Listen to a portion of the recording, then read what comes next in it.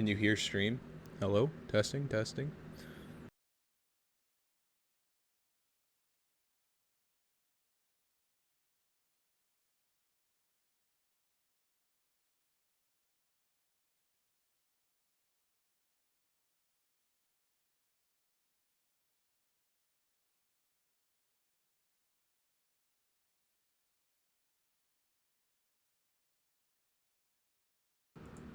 Hello everybody and welcome back to the Boys Play D&D. Last week on our session, the boys finally finished off the first chapter of Ghost of Saltmarsh.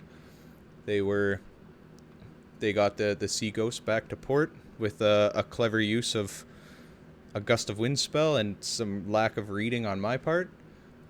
And they were, as soon as they pulled up into port, were approached by Eleander and a set of guards.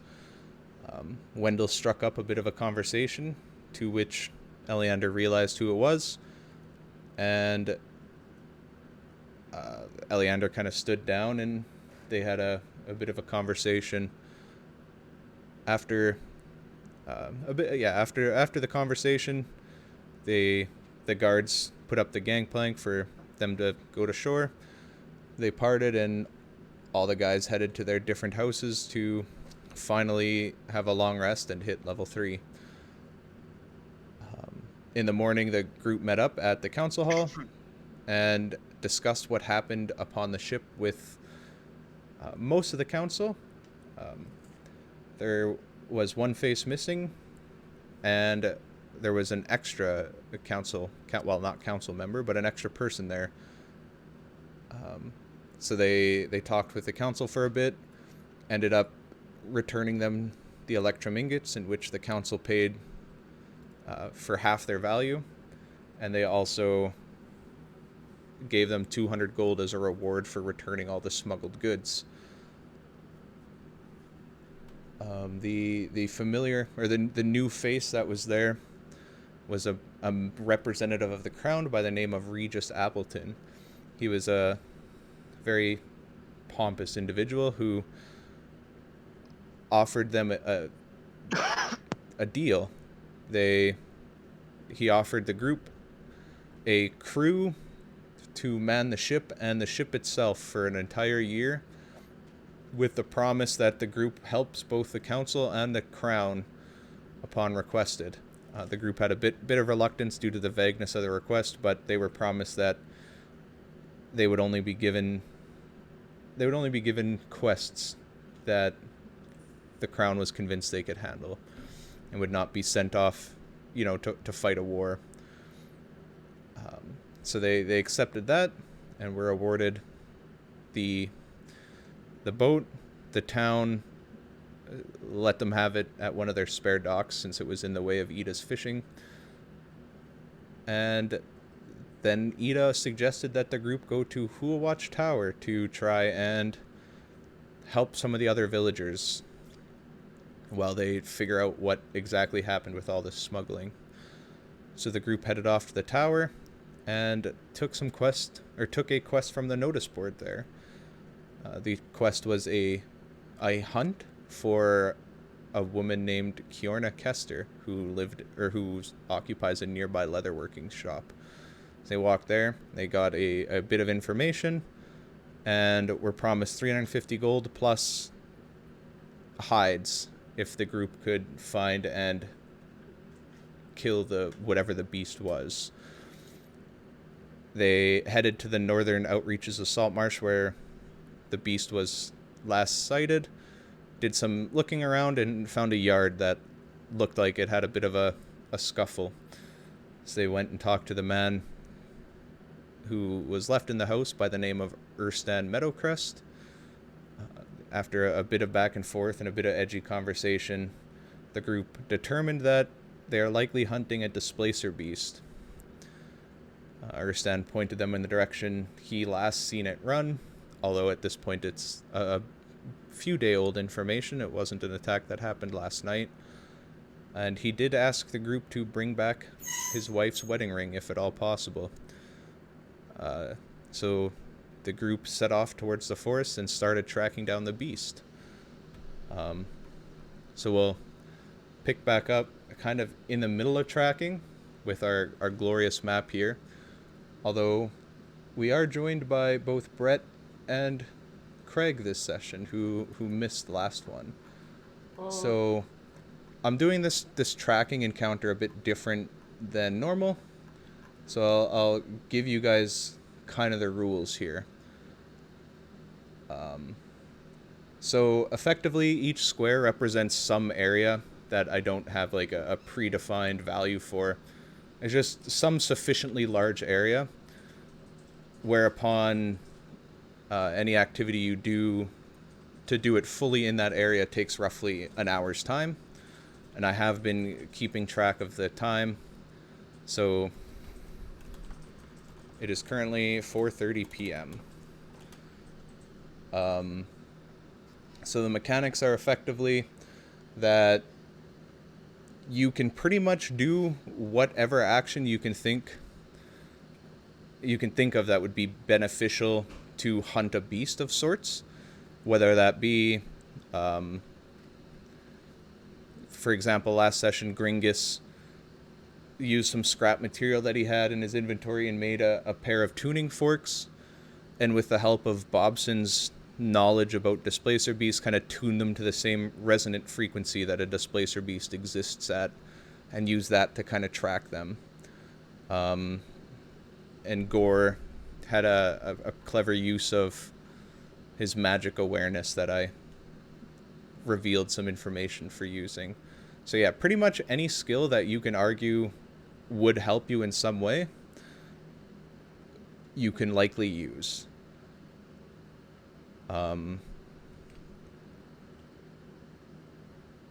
Yeah, so that's pretty much the rule. There is one other point in that you can also help somebody else. So we're not necessarily going in turn order. We kind of are all declaring what we're going to do, and then that it all just kind of happens concurrently. So helping, does exactly what it would be or what it normally does, and it just gives that player advantage on whatever they're doing as long as you can describe a reasonable way that you'd be helping that player. Gotcha. All right. So are we all together then, or are me and Richard kind of just off the side at this point, separate? Yeah, so at the end of last session, the boys were trying to set up an ambush, and they set up a kind of cooking campfire, and were burning some fragrant herbs that they found in, I think, a ration to try to make some aromatics and lure the beasts out. And previously I said with their perception checks, they actually heard an eerie silence. I'm retconning that. You actually heard some shaking in the bush beside you, and in walks your friend Kalendal and Richard, who were just behind you guys, it turns out, and they were trying to catch up this whole time. Hi. Oh, you guys are quite quick. Took me a little while to find you. I mean, we've been out here for like hours. I don't know. Yes, it was rather. I'm not very good in the woods. I'm what you would call a city kid. Oh, yeah. Richard was helpful. That's the best I could say about that. I'm better off directing the waters. Not so good in the trees. Yeah, this place is weird. When I walked through the Dreadwood, they had like a path. They told you not to leave it, or you might die. But like, there's no path here, so it's kind of weird like that. Understandable. So, what are we doing? Looking for something out here in the woods? Yeah, we got some weird panther things we're trying to find. Place a beast, young moth pot. Wendell's perception's so bad he probably wouldn't even hear you mess it up. Oh yeah, what he said. Displacer beasts. Whatever those are. Yes, I believe I've heard of those I before. I describe everything I know about Displacer Beast, which is apparently a lot, because I crit the knowledge check last session. Yeah, so Bobson starts rambling off a surprising amount about displacer beasts, answering There's Logan's also a question. bunch of stuff that has no business being in an introduction about Displacer Beasts. Like I talk about like family genealogy of dwarf clans for a bit, and then get back on topic. And it's in like way too much detail, like to the point where he's talking about like different like subspecies of displacer beasts that's completely irrelevant to this hunt. Wendell's just watching, listening, and nodding along, clearly not understanding anything. Uh, Johnson, I displacer flip- I f- beasts have a slightly rounded toenail compared to the North Jolton. I flip open my book and I show it to Bobson. Something like this, and a picture I drew this morning. Does your picture look anything like a Displacer Beast? I want to say so. Yep. well, Richard, that's spot on. good work, Richard. It's like he drew a tentacly jaguar that's really strong. That's it. And yeah, I guess while he was rambling, he did answer Sigvald's question in that displacer beasts are semi-nocturnal in the sense that they are excellent hunters at night. So they're not necessarily nocturnal in that, you know, they only awaken at night, but they definitely hunt more effectively at night.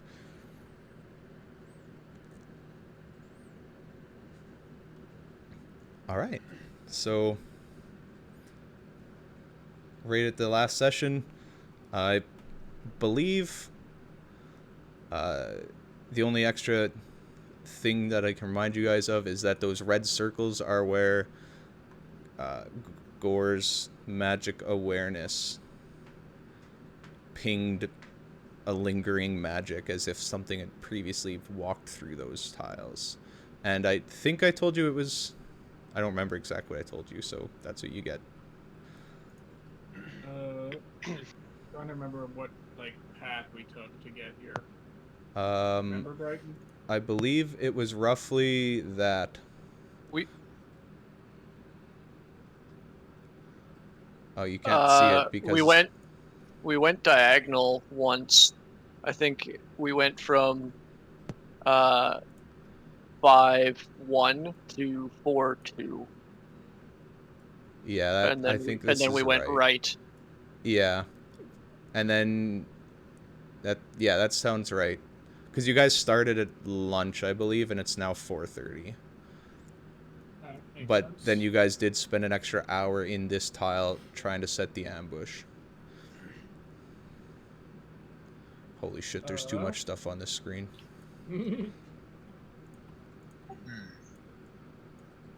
No, not our totally legitimate drawing of a tree. I'm just gonna move them over. Oh my. Oh, ruined. Oh. Hang on, I'll move that for you. There you go. Perfect. What was this? There's some branches. Alright, well... Yeah, so you guys are here.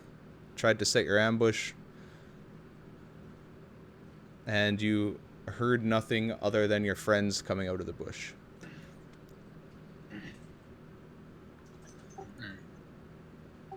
Well, which way now?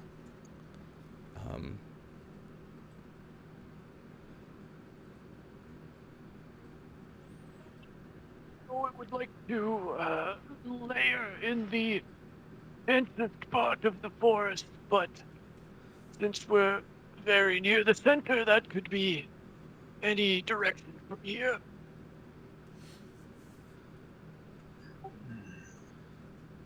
I can't remember. Did Gore tell us about the magic stuff that he sensed? I think so. Yeah, I think so. Okay. I guess I can scroll up and see what else you guys did in this tile. I know Gore also danger sensed, or pinged danger sense to me, and I told him it didn't seem dangerous. At least where you are now. I think, you guys also did have a general feel from, like, the mating call, for example, that Gringus got inspiration for, that it was to the southeast. Well, that's where I'll be going. Yeah, we could just go that way. It feels like that's kind of the right direction. Bob, did you give it up your bait strategy? Yeah, I've already like put out the campfire and everything. Well, that was mostly to slow you guys down so I can rest my feet. I'll pass out. If there's anything edible from that cooking, I'll pass it out to everyone. I mean, you did cook a ration and some herbs. oh. So I guess Split it up. there's a well-seasoned ration. How good is it? Do you roll gourmand's tools or cooking utensils? I could. Yeah, sure. I don't think I rolled it previously. What would you use for that, Brighton? Dealer's What choice. attribute? Oh. Strength. Yeah, strength. -6. No. I'd say either wisdom or int. Both terrible. Oh! Bobson takes a bite. Well, this is just inspired, young tosspot. He even gets your name right.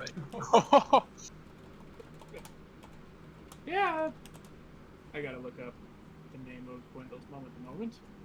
Forgive me for... yeah, Mama Rosa taught me well. I'd like to meet Mother Rosa someday. Yeah, well, she and the rest of the family are back in Waybury, so they're kind of far away, but I mean, you can go visit.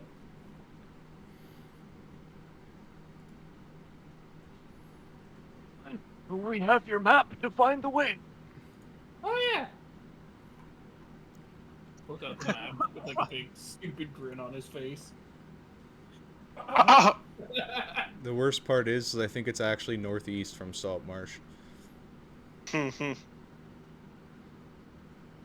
Well, northeast is assuming this map is oriented northeast southwest. You know, standard. It should be. But it is also Wendell, so you don't... All right, so yeah, you guys all enjoy a 1/7 of a ration. You didn't know a ration could taste that good.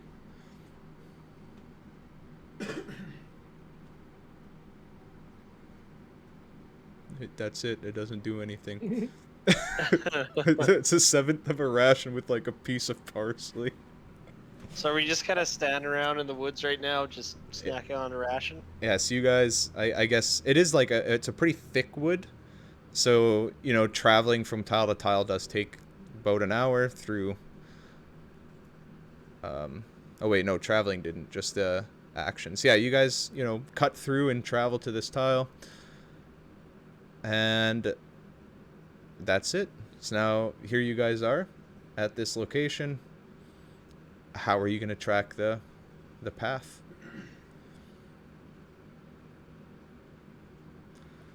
Well, I'll once again pull out the tuning fork and smash it. All right.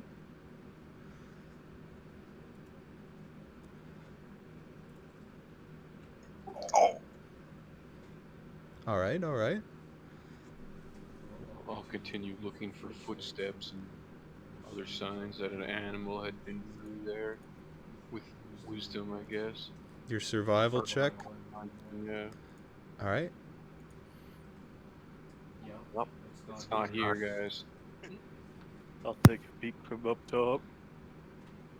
Are you actually trying to look for the path, or are you looking for the beast this time, like you were Just before? get an eye out for it thing, like I have been. All right. Bobson, I have a question for you. What exactly would a mating call for one of these creatures sound like? Bobson, didn't we do a mating call Yep. earlier? Gringus did, and I Oh, think he yeah. crit it. Gringus nailed it. So I was just like, Sir Ferdinand over there. Oh, I failed it horribly, and then you used one of your foresight dice to give it to me. Oh yeah. Yeah, the mating call was a good enough roll that it gave you like the general feel that the beast was to the southeast. Gotcha. Okay. So you've Um, already done that. Out of curiosity, those dice, Colton, how exactly do they work? Like, does it just I can replace just- his roll? So if he has a +6 to his roll, does he get your dice +6? It's a good question. I think it They replaces. substitute the die roll itself. Okay, so Yeah. he would get the plus then. Yeah. Yeah. Nice. That'll be something worth keeping in mind, because I think I just always assumed it replaced the result. All right. So what are you doing with your perception check, Greg? I'm looking for tracks. All right. So just Bobson and Kalendal left. So you guys can help any of your above friends, and they can remake their roll.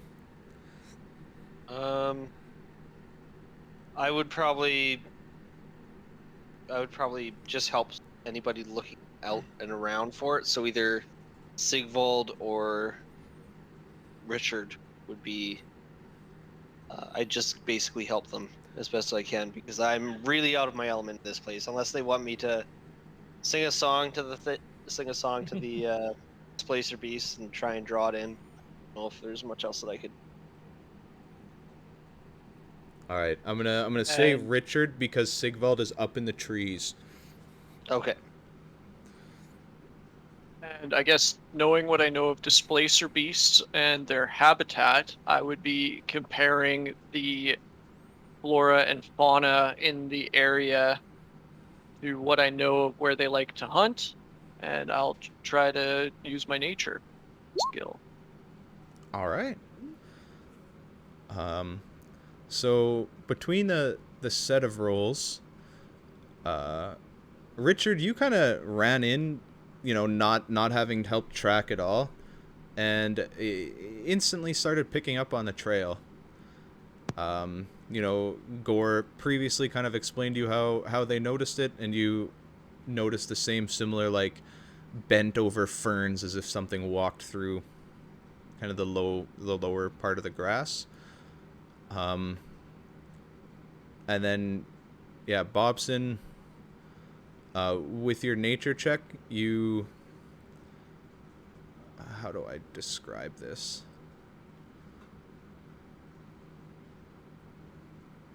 Yeah, Craig points out where he thinks they're going. So I'm just going to draw a little red track. So Craig kind of notices this. Kind of like a track that starts over in that corner, heads through where you are, and then goes to the south. And Bobson, with your check, you kind of reinforce that, that part of the forest kind of to the south looks a lot thicker. They like the shade and the dark, so they would have likely been heading towards the thicker part of the forest. So you guys concur that they would have headed south.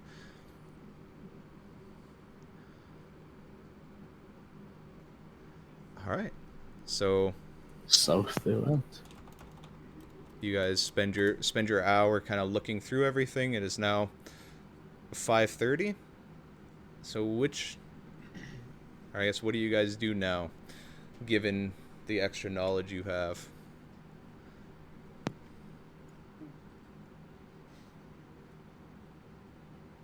I assume we would follow the trail. Very heading confident south, I about suppose.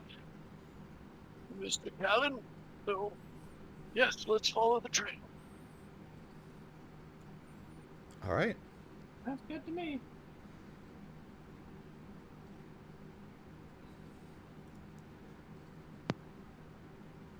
All right, so you guys follow the trail to the south.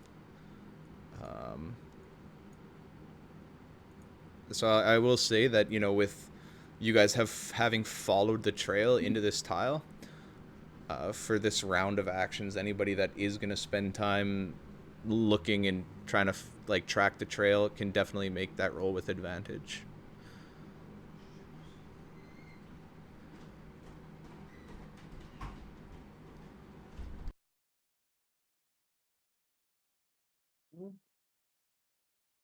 That's a survival. Yeah, either a survival or perception. I'd say both are valid for trying to track something, or trying to like keep track of a trail, I guess. And Gore's just was rolling like mad last night, and tonight he's not doing too well. All right. Oh, you get advantage because Uh, we're following the yeah. trail. Yep. So are we all trying different things right now, or are we all following survival? Sorry, So I said anybody that, you know, with you having pointed out the trail, anybody that wants to spend the time in this tile continuing to follow the trail can do so with advantage. Okay. But you don't have to follow the trail, right? You can still do whatever. I am going to see what instruments do I have here.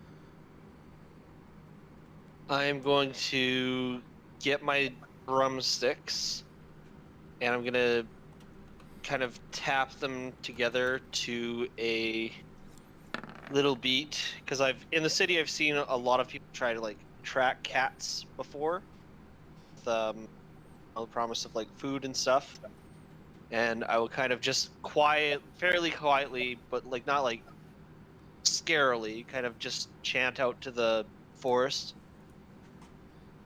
I want chicken, I want liver, meow mix, please deliver. God damn it. And basically, it from where I'm from, that's usually how people try to attract cats. So All right.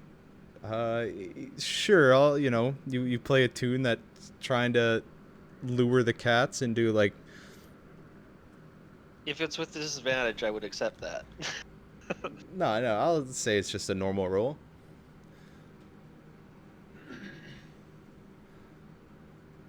Nice. All right. So yeah, I guess with, you know, Gore and Gringus are kind of arguing over which like random knocked over fern is the actual path, when in reality they were just like both normal ferns. And then Wendell and Richard are like, it's this way, guys. And just point out that, yeah, the trail continues to the south. Right If, towards the hut. I'm guessing Richard's the one who calls it out because Wendell just keeps following it. Yeah, I guess to that point, Richard, do you actually call it out? I just start walking in the general direction and hope Calendal follows me like he did last time. Well, guys, I think we're going in the wrong direction.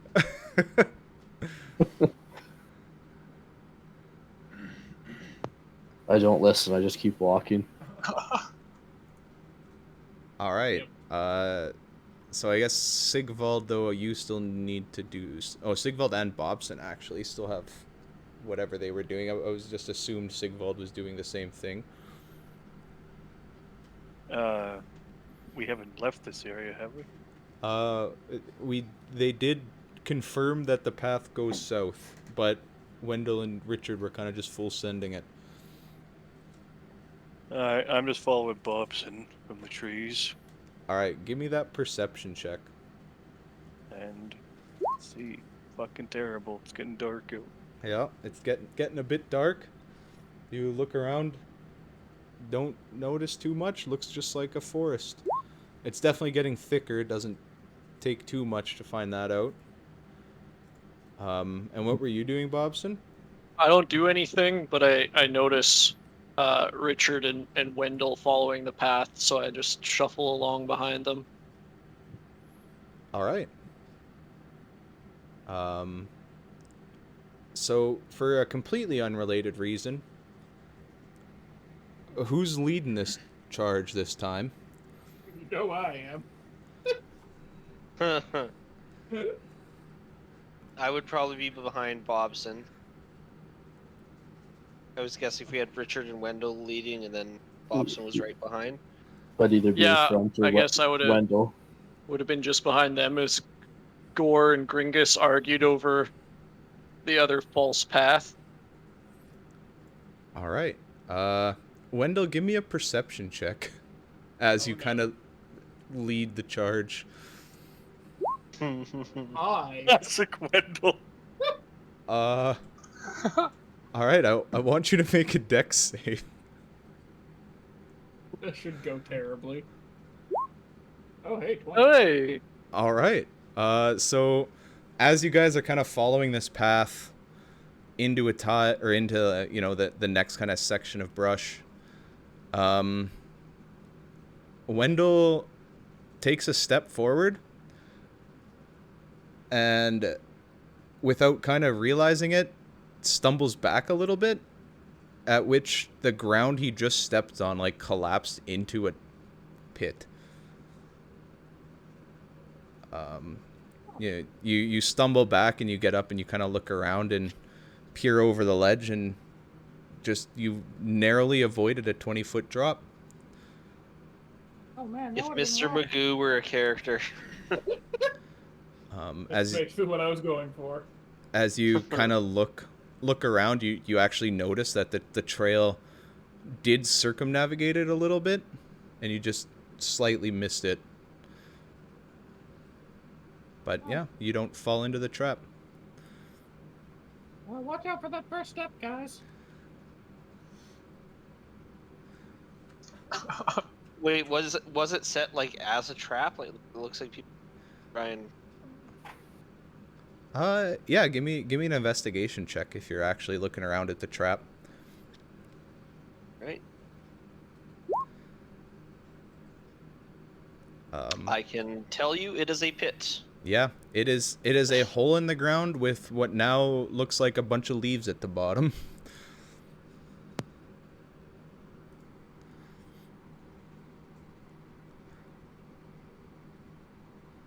All right, so you guys kind of walk down, narrowly avoid the trap. And it is now 7:30. Did I lie? Nope, it is now 6:30. You didn't lose the trail. So again, anybody that's just continuing to look for the trail, Wendell and Richard will point out where it is. And you can continue to look for it if you Richard, want that's with awesome. advantage. Oh, I guess yeah. I'll help. Yes. All right. In another completely unrelated note, Brett, what's your spellcasting modifier? My spellcasting modifier. Yeah, or like your save DC. Do 13. All right, cool.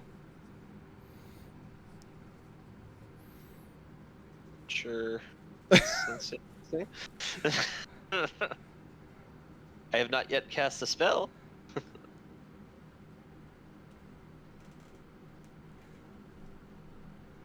You're not wrong.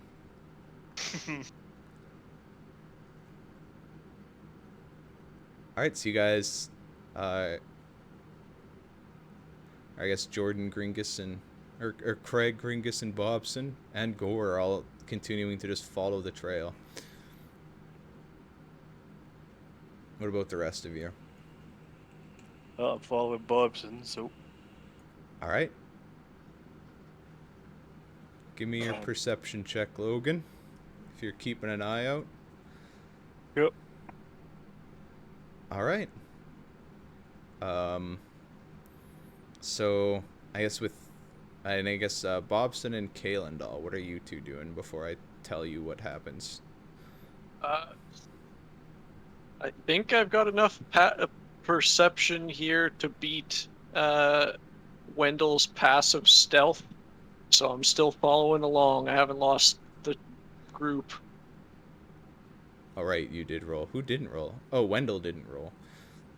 They're at Wendell and Kalendal. Oh, I was just trying to assist Richard. What I was doing. Alright. I know that he already had at advantage, so. Well, lucky for you, there's benefits for multiple people helping. Alright, so with all of you guys, continuing to follow the trail, it does not take too much effort to realize that it continues straight east. Sigvald, however, from where you are and looking around and, kind of watching Bobson and every so often peering off into, like, the distant bushes, you notice that in this tile here, there's a bit more movement in some of the underbrush than just the wind blowing it. I will let the boys know. I see some fucking extra rustly shrubs in that fucking direction. Yeah, you don't see at all what's making the shrubs rustle, but there's definitely some movement. Where did that... Oh. You went under the Ivern. No, I ruined Ivern. Saved. Alright. So yeah, you guys know that the trail heads east, but Sigvald also points out that to the northeast, I will draw a square on the tile. I lied. What the fuck? Yeah, on that tile, you've seen some abnormal movement, but you couldn't see what it was caused by. So what do you guys do?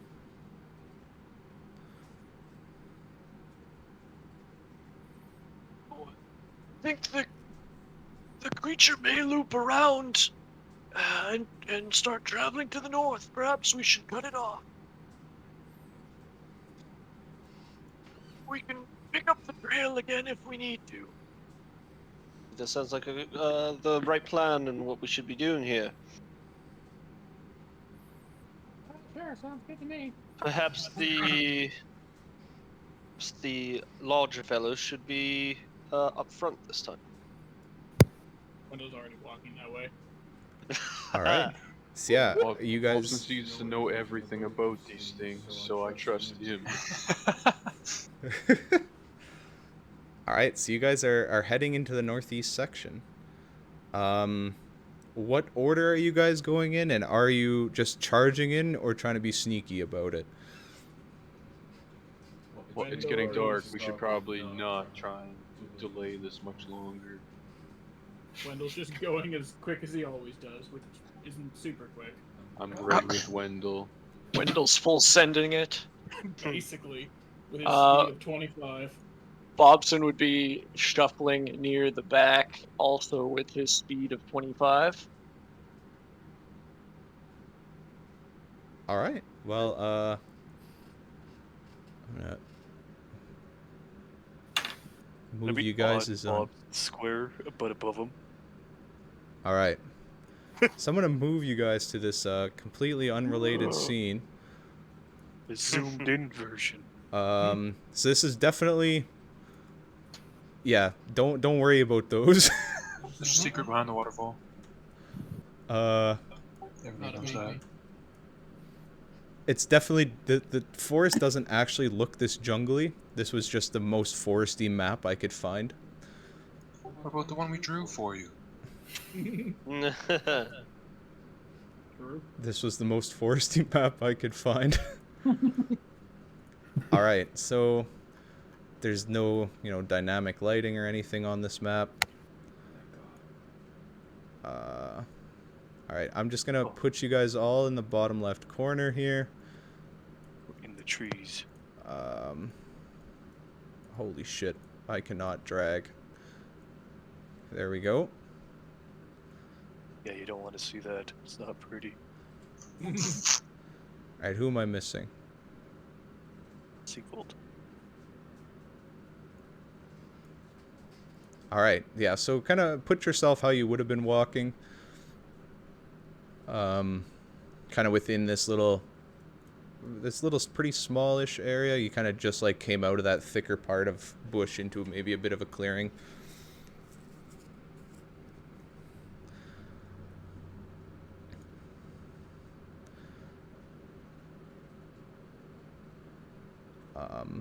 And then, as soon as you guys have done that, I would like everybody to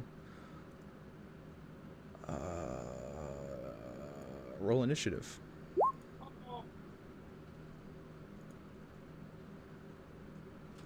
No, big bold.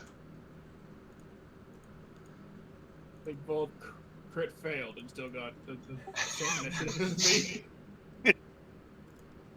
Sigvald rolled a 4, and Wendell also rolled a 4. I think mine was nat 1. I'd put Wendell ahead of me. Big Wendell will be ahead of anyone. Oh, you did charge in. Yeah, fair point. Oh, and Gringus is not in here because I forgot to clear the turn order before I did. Wendell charged in a blind rage. Yep, this is where I revealed my multi-class and the barbarian. Oh, Always raging. that would be a surprise even to me. True. Level 17 barbarian. Always raging. All right, so yeah, as the sun kind of starts to head a bit behind these trees. It's still light enough that you can see, and pretty much as soon as you guys walk into this tile, you notice that staring kind of at you. Holy shit, that's a long way. Yeah, it's So as we're walking, I'm describing still in excruciating detail the various subspecies of displacer beast, and I make a remark about how one of them has a slightly elongated tentacle. Sort of like that over there. Oh my, a displacer beast! so yeah, those things look like I think this works. That. I mean, they pretty much look. Can you guys see that? Yeah, good. Yeah. They look pretty much how they've been described: a 6-legged jacked panther with tentacles. This one has 8 legs.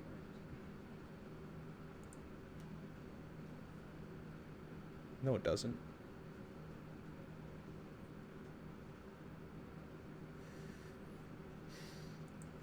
Anyways, however, as you guys start looking at it, you see some movement behind it that was lacking a little bit behind, and you notice a second one. Uh-oh.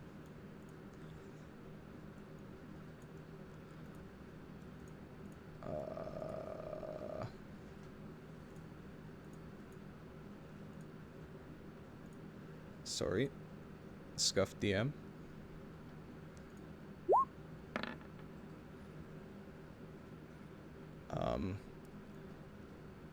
All right, so before we start, anybody that, I guess everybody give me a quick perception check.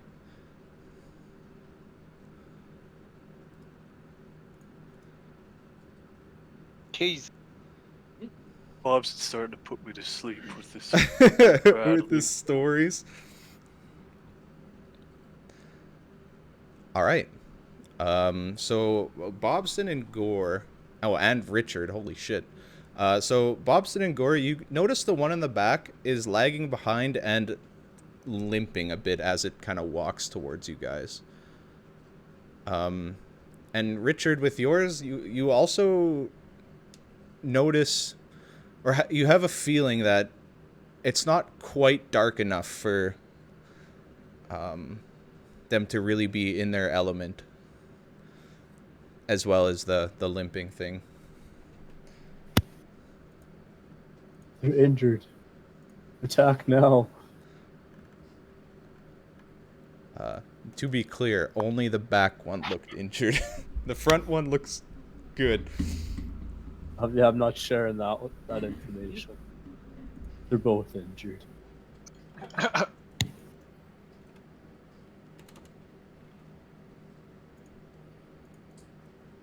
Where they are?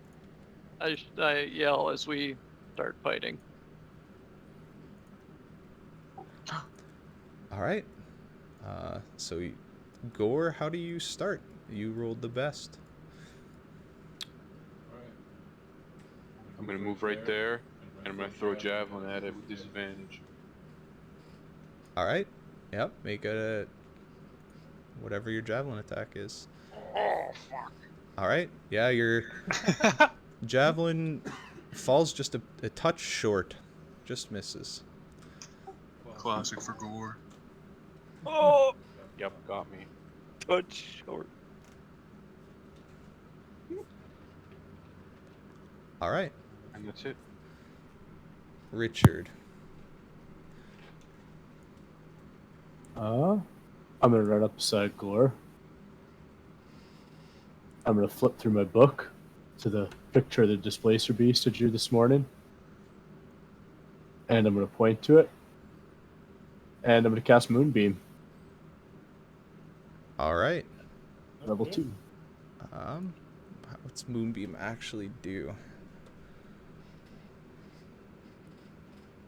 All right, a 5-foot radius. So wait, I think I have a thing that Brett made.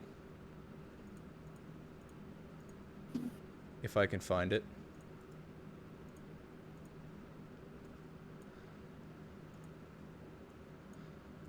All right, and you're centering it on the close beast? Yeah. All right, I think if I put that on the... Oh, shit. It's scuffed. All right, well, I'll leave it on the token layer. And, all right. So until the spell ends, Here's enters it for the first time or starts its turn there. It is engulfed in ghostly flames. Nice. CD 10. So would it take the damage now and then again on its turn, or just on its turn? Just on its turn. Yeah, I think so. All right. So you guys watch as Richard runs up, and a giant beam of moonlight kind of shoots down from the sky right onto this beast, illuminating it. And then at the same time, I'm going to bonus action transform into my starry archer form All right. and fire an arrow. Fucking starchy. Starchy. Uh, All right. Yeah, as 17 hits as a giant arrow bursts forth from your chest. Roll damage. All right. It connects with the beast. and then I'll use the rest of my movement to take a step back. As the arrow connects, the beast kind of yells out, or has a pretty guttural, I guess, roar, because cats roar. Yeah, it's kind of more like a tiger roar, or a jaguar roar. But yeah. All right. And yeah, that's everything. All right, Kalendal, you're up. I'm gonna turn to my right, look over at Bobson, and kind of like hum out this little ditty here. If there's something, if there's a tentacled cat running through the forest, who are you gonna call? Bobson Dugnut. And you're gonna get a inspiration Yes. for your knowledge on Displacer Beasts. Also, because you'll be probably the only person that can reach with an attack roll from there, possibly. And that inspiration. And I'm gonna go 1, 2, 3, 4, 5, 6, and I'm going to hold my action to cast vicious mockery if the Displacer Beast decides to get in closer within range. It's still out of my range right now. All right. So I will say that for the most part, these ledges, like, you can just walk up and down them, aside from, like, kind of the bigger ones here, like, towards the outer edges. But yeah, for the most part, you can just run up and down.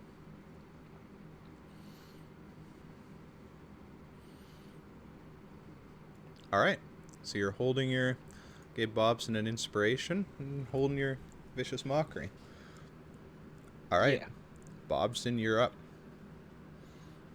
I'm gonna shuffle up here, and as I'm doing so, I'm rummaging around in my component pouch. Where are those iron shavings? I know I put some in here. As I get a little ball of tallow and some brimstone, and here they are. And I sprinkle the iron shavings on it, and it starts to get red hot, and I start to hot potato it back and forth as I'm like, Spira Incendium! And it disappears, and a flaming sphere roars to life. Right there. Yeah. Nice. So flaming sphere is just a literal flaming sphere, right? Yep. All Just a right. big ball of fire It is now rolling along. a torch, actually. All right. A He sun. just used the torch out there. Okay, where was it? Right there? Yeah, Actually- about there. All right. And then, as a bonus action, I'm going to cause the flaming sphere to roll into the displacer beast and like try to hit it with the ball. All right. It must make a saving throw. Dexterity saving throw. Oh, I apparently keep closing their fucking character sheet. For some reason, Colt, your character reminds me of Merlin from Sword in the Stone.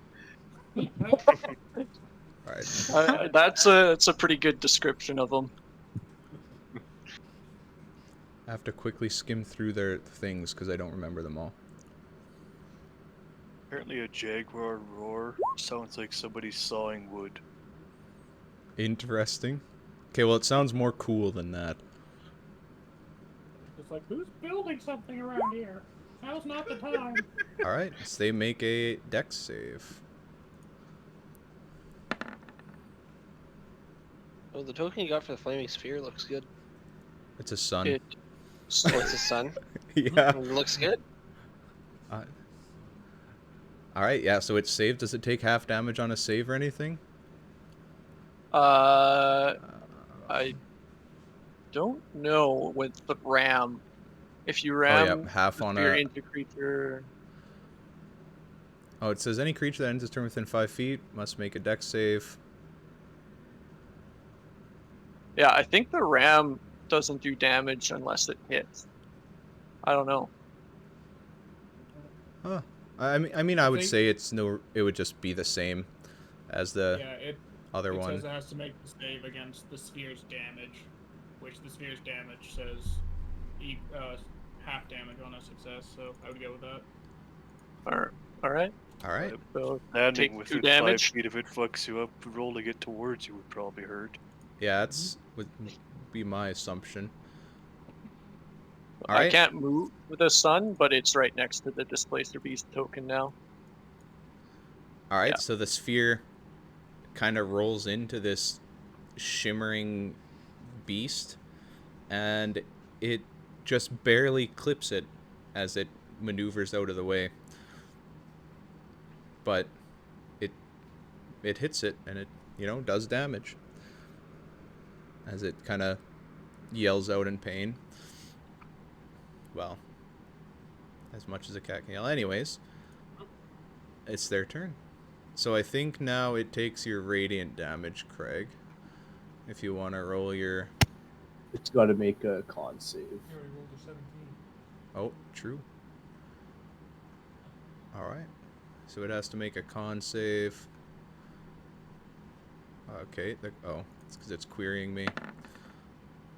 Alright. Does a 13 pass or It's fail? a tie.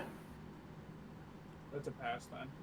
Alright. Does it take half damage? Okay, so it does take half damage, so 8.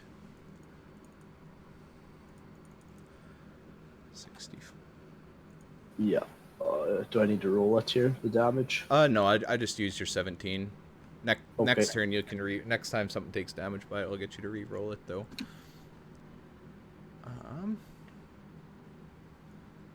of assume a different on each of your turns. Okay, cool. And it began its turn next to Flaming Sphere. Does it have to take more damage? If it ends its turn by Flaming Sphere, All right. so not the start of its turn. So this thing is going to kind of let out a roar and sprint directly at you guys. So I guess it can only actually get to there. So it is going to sprint up, and it's actually going to try to do 2 things. Once it gets within 60 feet of me, I'll be casting Vicious Mockery. Yep. So that's That's a okay. wisdom save. Been a while, I believe so, yeah. Yeah.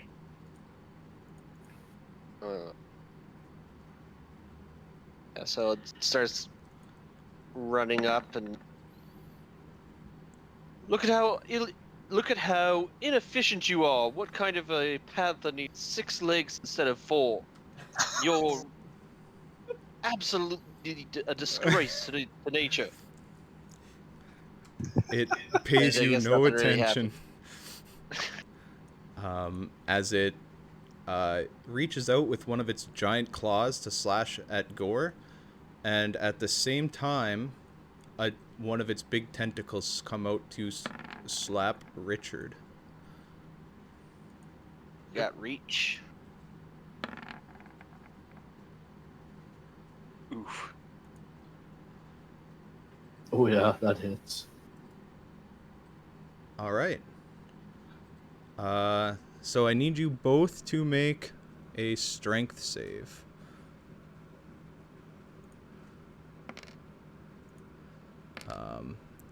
So I guess Mitch, as the claws kind of slash up, you take 7 damage and are knocked prone. I don't know why I rolled at disadvantage. Oh, fair point. Yep, you get slashed, but kind of brace yourself as you've seen it coming, and you kind of move back a little bit from the impact, but stay on your feet. And Richard, as the tentacle hits you with a big pierce, and then it kind of starts wrapping around you, and you break out of it. All right, so yeah, Mitch, you take that 7, and Craig, you take that 6, but no secondary effects happened. And then the other one, not nearly as nimble, is gonna kind of make its way down. Oh, I closed their fucking character sheet again. Yeah, the other one, not nearly as nimble, kind of climbs down the cliff. And 1, 2, 3. It starts kind of walking towards you, not sprinting nearly as much as the other one is.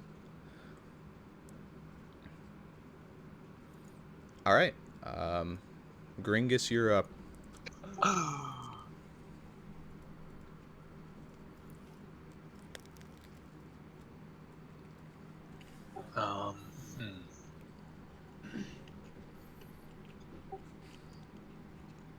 I'm gonna draw my glaive, and Gringus is gonna say, "Your turn," and use Giant Smite, and he grow into a large version of Gringus. Oh.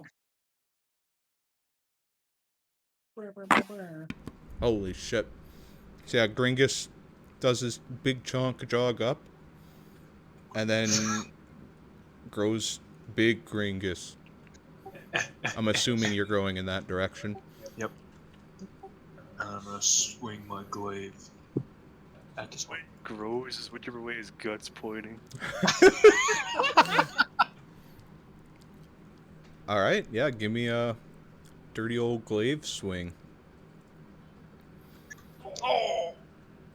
All right, unfortunately, 11 just misses. Yep, that's it.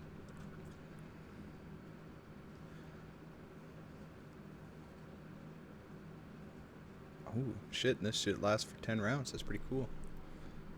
All right, Wendell, what do you do as you see this big beast starting to get surrounded by your friends?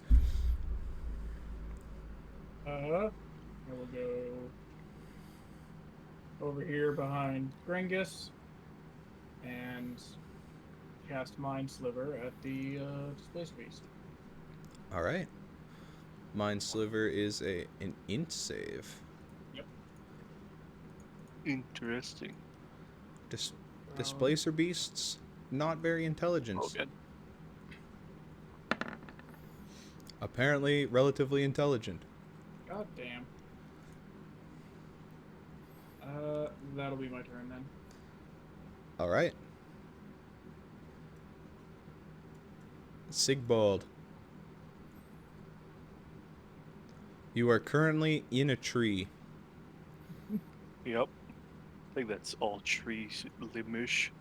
Yeah, I'd say that even though these trees look pretty scuffed and flimsy, that they're all. I mean, these kind of look like ferns, not trees, but Yeah. yeah, they're trees that are definitely like strong enough. You know, there is like a branch in this tile that you could run on. So this stick here, it would be legal to land on. Yeah, I'd say it is. Perfect. I'll be ripping through the trees up here. And I kind of want to look around and see if there's anything else, like up here-ish. So yeah, I guess to explain how we could do that, it's definitely a bit thicker than this map, so it's, you know, just a standard jump to there with his strength mod. You maneuver around easily enough. Alright, so as you kind of look at the other peninsula, give me a perception check. Alright. You don't notice anything over there. Alright. Which is good or bad depending on who you ask, I guess. And I think that extra check is my action, so I think I'm done. Alright. Gore, you're up. Alright, everyone around me would notice that my tattoos have begun to glow again, but extra bright this time, as I rage. And I am going to teleport over here. Oh shit. He's a displacer beast. Yep. Each Get him! of my turns, I can teleport 30 feet to unoccupied space That's until my rage ends. That's your 2? Yep. Nice. And I'm going to now attack this creature recklessly. Alright. Of course. So, I guess to confirm, Misty Step and stuff doesn't provoke opportunity attacks, right? No. Yeah, I didn't think so. Alright, yeah. Roll your attack with advantage. Alright, yeah, an 18 hits. Roll damage. Was that a 1? Oh! Feels good, man. Oh, All At right. least you hit him. As you kind of blink away and this thing looks around a bit confused, and then you poke it right in one of its ass cheeks. Oh, Nice. That's it. All right. Cool. All right, Richard, you're up. Okay. I'm gonna use my action to throw my harpoon at it. All right. So you're trying to. All right. Um. So you launch your harpoon, or you, I guess, pull your harpoon out with its rope, hurl it at the beast, and it just barely pierces the skin and sticks into the beast. Roll your damage. All right. So yeah, the beast pierces it, takes its damage. And are you trying to pull the beast towards you, or just holding on to the rope? Just holding on to the rope. All right. And then I'll use my bonus action to fire another arrow at it. All right. Yeah, give me your. Oh shit. Wow. You guys are critting lots today. Oh, I guess you did fail earlier though as well. That I forgot to track. All right. Yeah. So your arrow just launches out of you, and it connects with the beast. I believe we're doing brutal criticals, but I don't remember. Yep, we are now. Don't remember either. All right. So he actually takes 13 damage, not 9. And I'll go through and update your character sheets next time. So that arrow, launches out of your chest and it connects square in this thing with this thing's head. You can see that this time when he kind of recoils from the blow and gets back up, that he's wounded a bit more, or he's looking a little bit rough. Can I retcon my decision to pull him closer? He's looking Yeah. rough. I want to pull him closer. Yeah, sure. You can give me a strength check.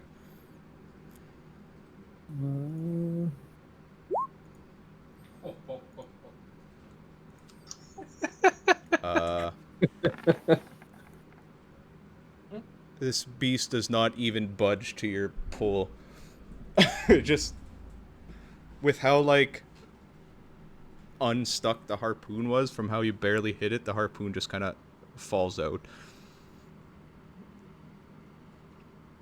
Oh, I lost this one. Yeah, displacer beasts are pretty strong. All right, Brett, you're up. All right, I will step. Well, first I'm going to try and take a look and see. Is it possible for me where I'm standing to see what's causing the other displacer beast to limp? Yeah, I'd say from there you could definitely look. Give me a quick perception check, see if you notice. It just looks like one of its legs is a bit wounded. All right. From maybe a previous fight or something. Okay. And I'm going to step back with a flourish and kind of call out, "Come one, come all! Come see the man on which his girth cannot be contained. You may know him as the unstoppable Gringus, but I know him as a friendly, cuddly teddy bear. Oh, Go ahead, Gringus." And I kind of just step on back. Beholders And Cannot be ignored. try to give you some space to get in there. Where were you standing before? You were here, right? I was right here. Okay, Yeah. yeah, that's what I thought. was hoping I'm out of range of his opportunity. Yeah, you are. You Yes. are. You move fine. That's my turn. I suppose, unless that perception check wasn't an action. No, I ruled it as an action for Logan, so yeah, it was an Yep, action. fair enough. All right, Bobson, you're up. All right. I am going to crash the flaming sphere into the wounded guy in the back there. All right. Wanted to end up just in front of him. Boop. That guy's gonna get hit by Make all a the dexterity saving throw. All right, and he fails, taking how much damage? Uh, I think it was 2d6, right? sounds right.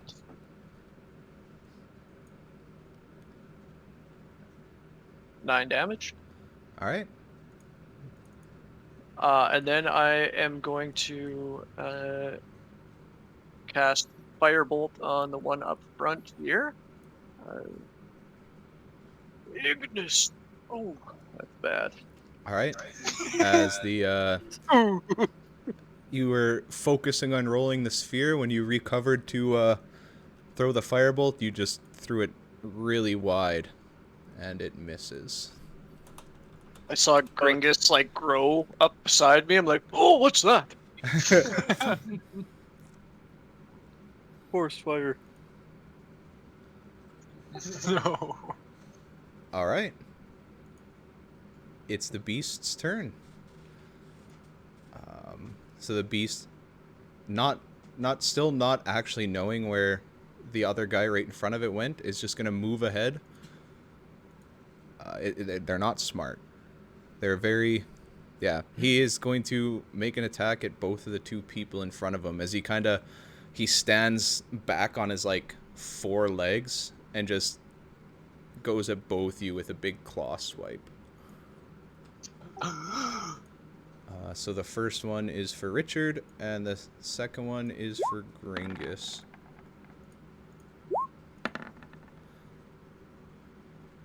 Ow. All right. So as he's kind of distracted a bit by the giant dwarf beside him, he swipes a bit shy of Richard there, focusing kind of more on his reach towards Gringus, and it connects as you feel the claws kind of pierce through some of the weak points in your armor. And the other one, can they walk through your sphere? Yeah, as long as they don't end their turn next to it, I don't think it actually blocks them from moving. An unoccupied space of your choice. I guess that. No, that's just where you summon it. I can't read anything in there that says it would cuck them, but. Yeah, I'm gonna assume it wouldn't.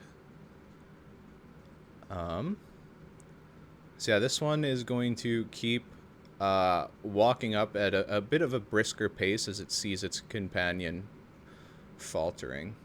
Holy shit. If I can fucking count. And it does notice Gore and is going to lash out with its 2 tentacles as they both kind of come at you from 2 different angles. All right, so that is a 17, and then a... Oh! All right. Uh-oh. No, these When, things... Big rip. Go ahead, Callan. Well, I'm gonna use my reaction when he gets hit with that crit. All right, so... Even though it won't really matter because it's Bob. Yeah, so the first tentacle, not very effective, but it pushes you just a bit off guard, and then the second one really catches you for, I guess, an actual 10 damage because brutal criticals. So a total of 2 and 5. When he's about to get hit the second time, Mhm. Gringus says, Sky. And you see a white rune on his helmet glow, and a bunch of smoke pours out of the front of his helmet, runs along the ground, and appears in front of Gore. And this attack goes into the cloud and reappears above the beast's own head and hits itself Nice. with my cloud rune. Interesting. Other than the attacker. Oh, Oh, it hits its friend, I mean. all right. So his friend takes the 10 damage.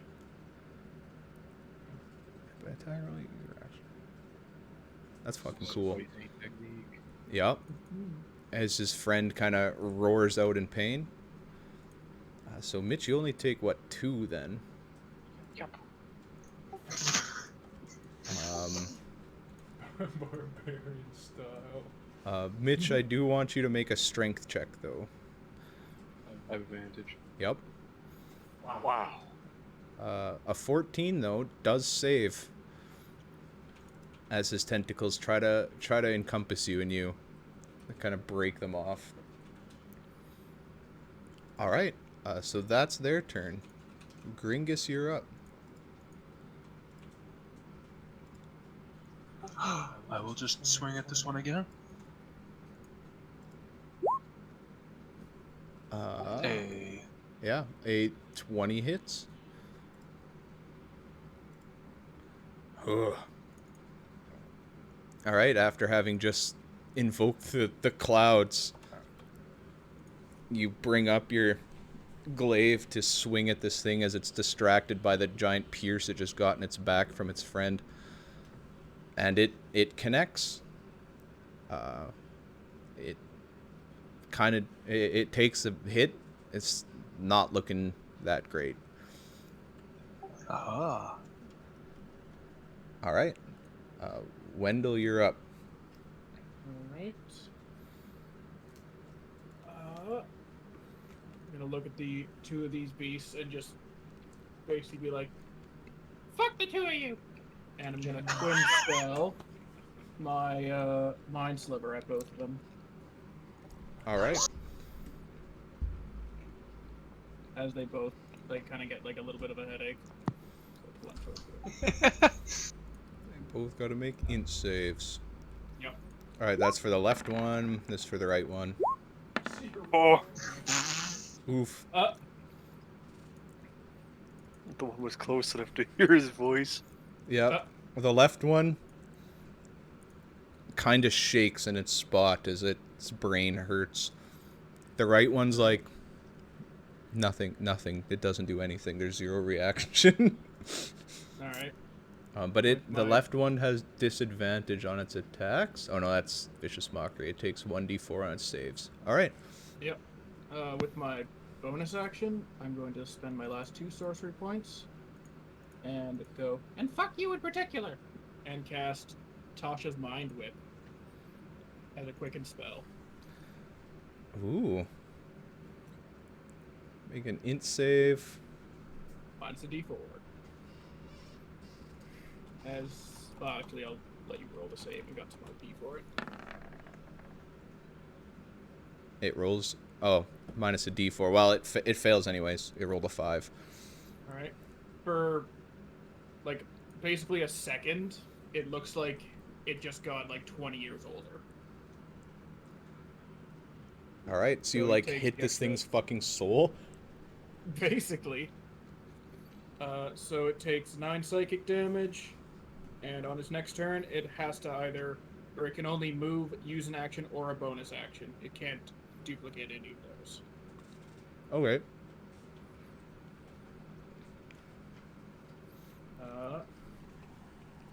And then I'll just take a step back from the girth that's in front of me. Or he starts orbiting. Yeah. All right. Sigvald, you're up. As you're watching all this battle happen from the trees, safety of the trees. Yep.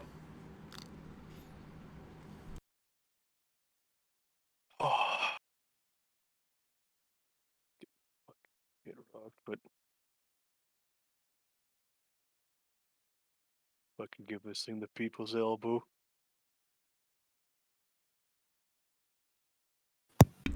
The trees would be far enough up that you would have to take the 1d10 fall damage. Or 1d6. Oh, then I'll climb down a bit then. Alright. So you climb like halfway down the tree and then give it a leap off. Using like the trunk as I'm gonna momentum. fuck myself, yeah. Alright. So I guess I'm assuming you're just using your unarmed strikes. Yeah. So yeah, go ahead. Alright. As you run down from the tree and launch yourself off. Elbow this thing right in its kind of shoulder and punch it right in the ribs with a follow-up. They both hit. I think I'll key point as well and throw another one in there. Alright. You're using your flurry of blows? No. Yeah. Flurry of blows is 2 key points for 2 extra punches, isn't it? 1 key point for 2 punches with your bonus action rather than Yeah. 1 punch with your bonus action. Ah. Oh, Yeah, I 'cause They see. usually get 1 punch for free. Yeah, you don't have multi-attack until level 5. Right. Cool. So yeah, all 3 of those hit. Roll damage.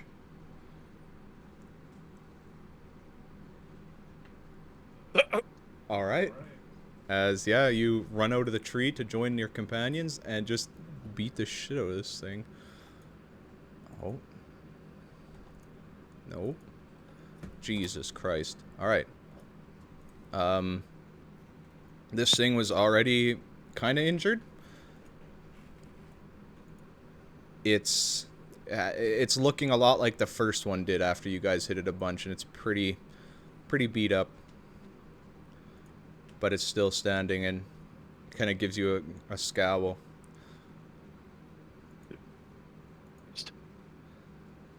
Alright, Gore, you're up. Were you using flank rules? I was not using flank rules, no. Then I'm gonna just stab this one right in its ass. And yeah, recklessly. Alright. Roll your attack. 24 hits, roll damage.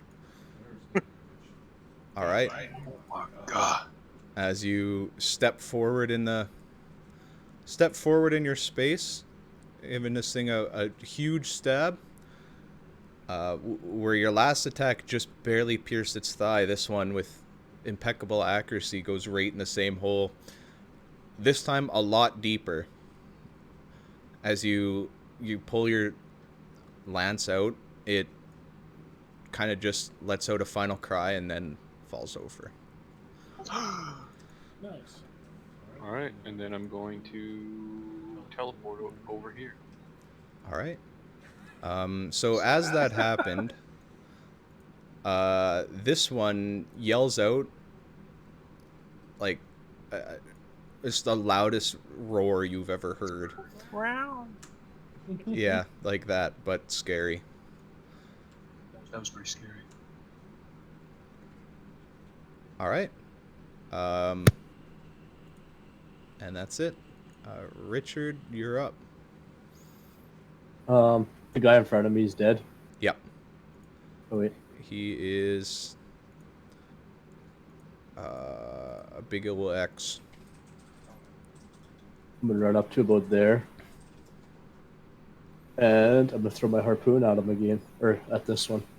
Alright, so you run up, you kind of pick your harpoon up off the ground, wrap your rope, and throw it at the other one. A 13 just hits. Roll damage. Alright, your harpoon sticks into this guy a lot better than the last guy. And I will also bonus action fire an arrow. Alright, the arrow unfortunately goes a bit wide and misses.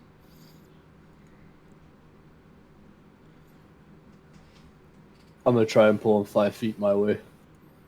Alright.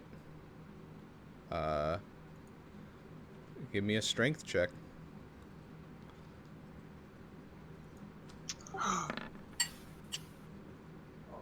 All right. You give the rope a big tug, and he doesn't move, but the harpoon does not dislodge. Perfect. All right. Kalendal, you're up.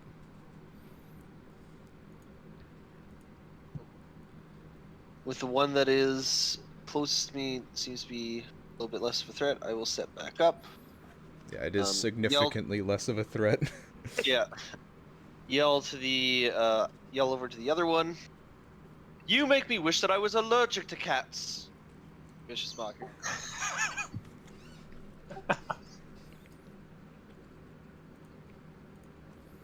Say throw. System. Mm-hmm. It cries. 3 damage, and it has disadvantage on its neck. Nice. It is anyone looking kind of fairly hurt in the group right now? Taking a quick glance around at people. Nope. Richard's, I mean, percentage-wise, is pretty good, but he's a pretty frail guy. Yeah. I'll cast a healing. What a nice word to call that man a pussy. All right. Healing Yeah, words, I'll I kind think. of yell out, Richard, it was quite brave of you to face that thing head on. Well done. Not. Lagan. I'm just waiting for the healing to pop up. I've clicked it about 3 times here. Nothing's happened. Nice. Did you confirm what level you're casting it at? God damn it! I've No. I do it every time. I played 3 casters on Roll20 in this last year, and I still haven't figured that out. You have 5 HP. All right. You feel a bit more invigorated, Richard. I'll hold on to the rope a bit tighter.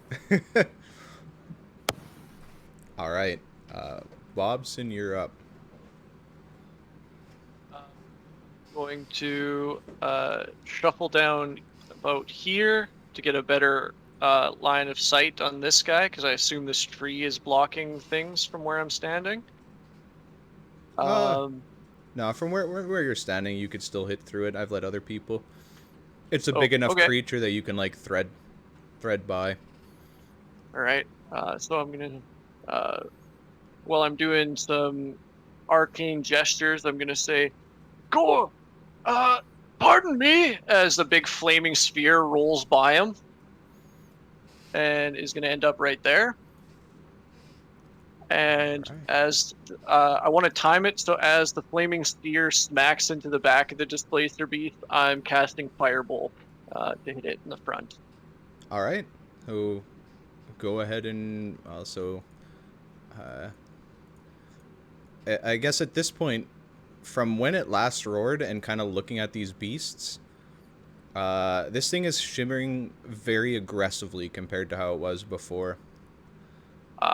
So I'm guessing I roll with disadvantage on this Firebolt? That is correct. But it does still fail its dex save. Okay, I'm going to use the inspiration I got from Callan on that Firebolt. Is it a D8 right now? I believe it is. Sorry, I should know that off the head. I think it's only a D6. Yeah, D6. Yeah, Goes up at D6. 5th level. Yep. Ooh. Okay, so I missed the Firebolt, I take it, and it's got to make a dex save. It did which fail the dex save. So 2d6. 3 damage. That's Ouch. only 1d6. Oh, whoops. There's the other one. 6 damage. Nice. All right. As you go to throw your firebolt at it, it kind of starts shimmering a bit more aggressive, and you throw it where you think it is and not where it is, and it goes just wide, but your spear bonks right into its ass. It's still standing. It's looking pretty battle worn at this point, though. All right. Um, That's it for my turn. all right. So the Displacer Beast's turn. So it has disadvantage on its attacks because of Vicious Mockery, right? On its next attack. Okay. So this thing's going to turn and face the guy who just kicked it out of the tree. And it's going to go with 2 big claws. So the first one's at disadvantage.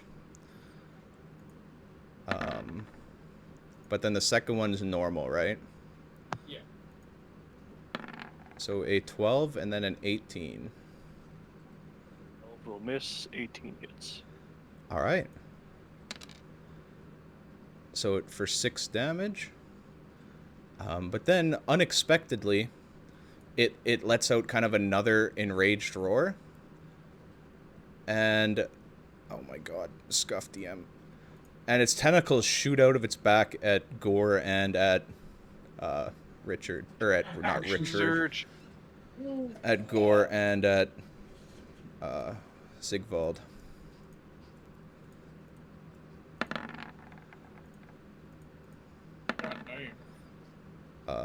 A 25 and a 26. So the 25 is, I guess, well, left to right. So Mitch gets the crit, unfortunately.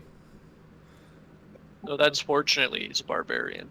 True. It's like a normal hit to him. So Logan takes 7, and then Mitch takes, well, Mitch takes 8 because the brutal critical is not working, but halved to 4.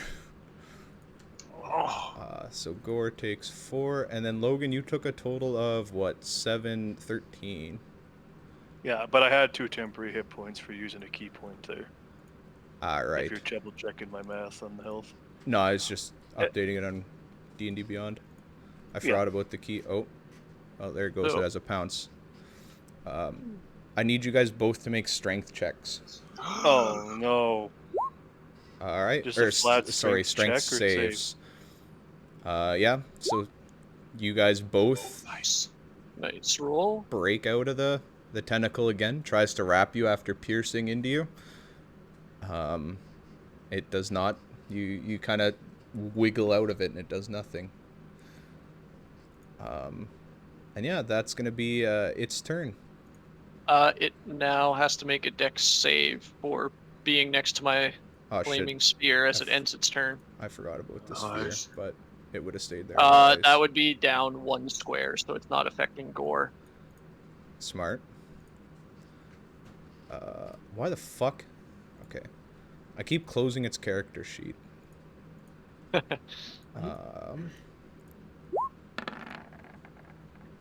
Alright, it fails again and takes 6 damage as it kind of singes. Fuck, that orb's putting in work.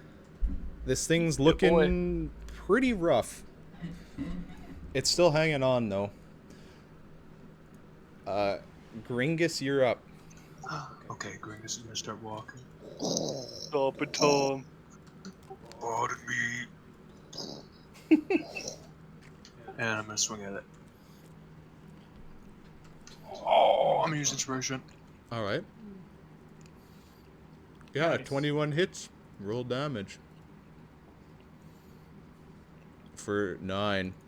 As you kind of bring your glaive down, and it connects right... Oops. And connects right with, like, the small of its back.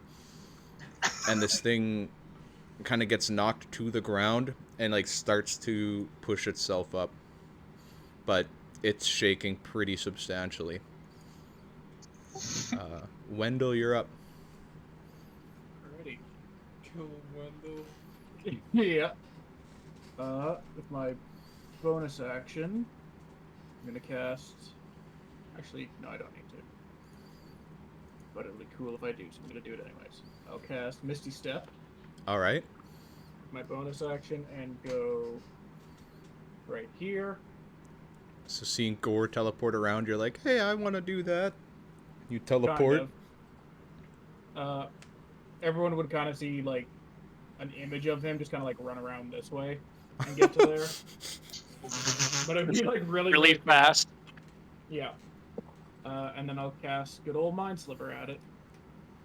Oh. All right. As this thing's struggling to get up, it suddenly shoots its two of its arms up to its ears and kind of screams out in pain. It's not quite dead. It has to make the save still. Oh shit, I forgot about the save. Alright, never mind, that didn't happen. Unless. It happened. Yay! Nice. Alright. And that's my turn. Alright. Sigvald. You got a displacer beast reeling in pain with a big glaive right on its back. What do you do? Ah. Just lights out. Rax Knuckles.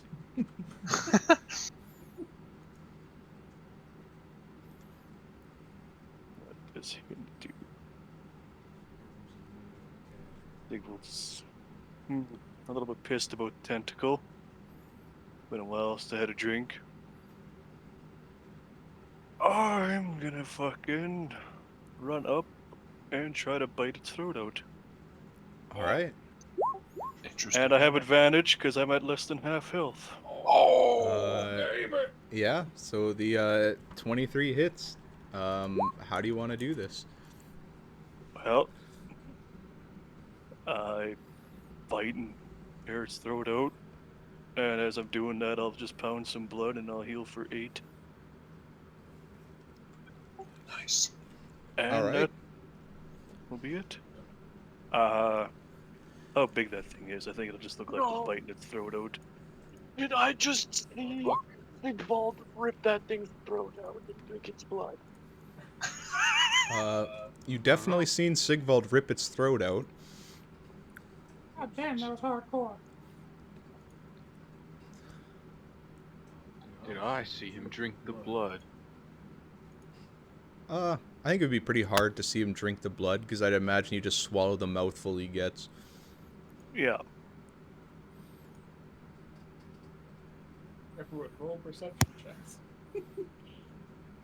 I mean, you all definitely watched him rip somebody's throat out with his teeth. That part you've seen. Yeah, you can't really see the blood because, you know, there's not really a visible sign. He just takes a big chomp out of its throat. Sigvald with that 1, 2, 3 combo plus the throat bite. Yeah. The throat bite is like if you were in an accident and you were very concerned about like your console getting damaged, like the rest of the truck was completely totaled off, but you're just really concerned about the console. And that seems to be what everyone's really concerned about, the drinking the blood part. I think the just throat rip itself is basically totaling the vehicle. Yeah. Alright. Alright. So, as you kill this last thing, Yeah, if anything, they're actually being perceptive about if they were smart about it instead of just cheesing what I said. They would notice my wounds closing up if they weren't being dinks. Well, we noticed the fucking throat rip. Yeah, that's fine, but I mean, I'm unarmed fighting everything, so biting someone mid-fight. And Well- the irony of biting a cat to death is kind of awesome. Didn't see it spit out the bit of throat flesh either. Wendell barely saw anything. I mean, I'm As like a cat 10 in there feet with a away smile from on you. your If I face saw and you you doing left. something and you didn't spit it out, I would probably notice. He's I just don't think fucking that's cheating. hardcore. Yeah, just a fucking Alright. lunatic. There you go. That's good enough for me. I mean, you walk around in a bathrobe. Yeah, So, I'm wearing I- slippers and a bathrobe and a top hat. There you go. You're just Something- a weird. You're just a Nothing weirdo. I've done has been enough to be. Holy fuck, we gotta investigate. I mean, this it's not dude like I would beyond- pick. It's not like I'd pick up on what you are. Yeah. I just asked if I saw you drink it or eat it or whatever.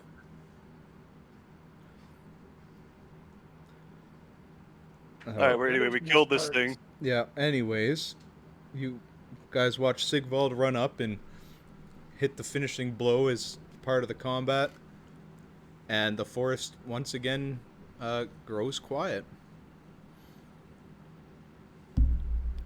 Wendell's gonna start looking for the dude's ring. Or the wedding ring, I should say. So as you guys kind of look around the clearing, you don't really notice any sign that these things were actually like denning here at all. And you know, even if you spend the time looking around, just for the sake of brevity, there's not denning in this section. As I'm picking my teeth, I want to ask Bobson if he noticed, since he's the expert, if these are a male and a female, or if they're the same. Well, I didn't get close enough to see their genitalia. Flip that one over there. Alright, the one I'm next to, I'll flip over. You have a little something on your everywhere. There's a reason the bathrobe's pink.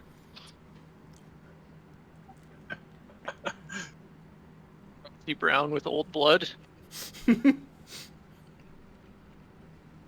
to wash it every now and then. Around like a Right. shore. Do I notice if they're a male and a female? Yeah, you'll notice that this one, I don't know if this is actually correct, but this one's like visibly bigger, which in this universe is pretty canon for the females to be larger There you go. in Displacer Beasts. And, you know, through looking at it, even from where you are, it's likely a female, yep. Right. I relay that, and I also say that we should harvest their pelts, as they can be used to make magic items or just sold for a sum. Weren't we offered money for bringing this? Yeah, that was back? part of the contract anyway. Right. You Okay. were. Well, then I should also say that now that we know what these are, we should try to renegotiate.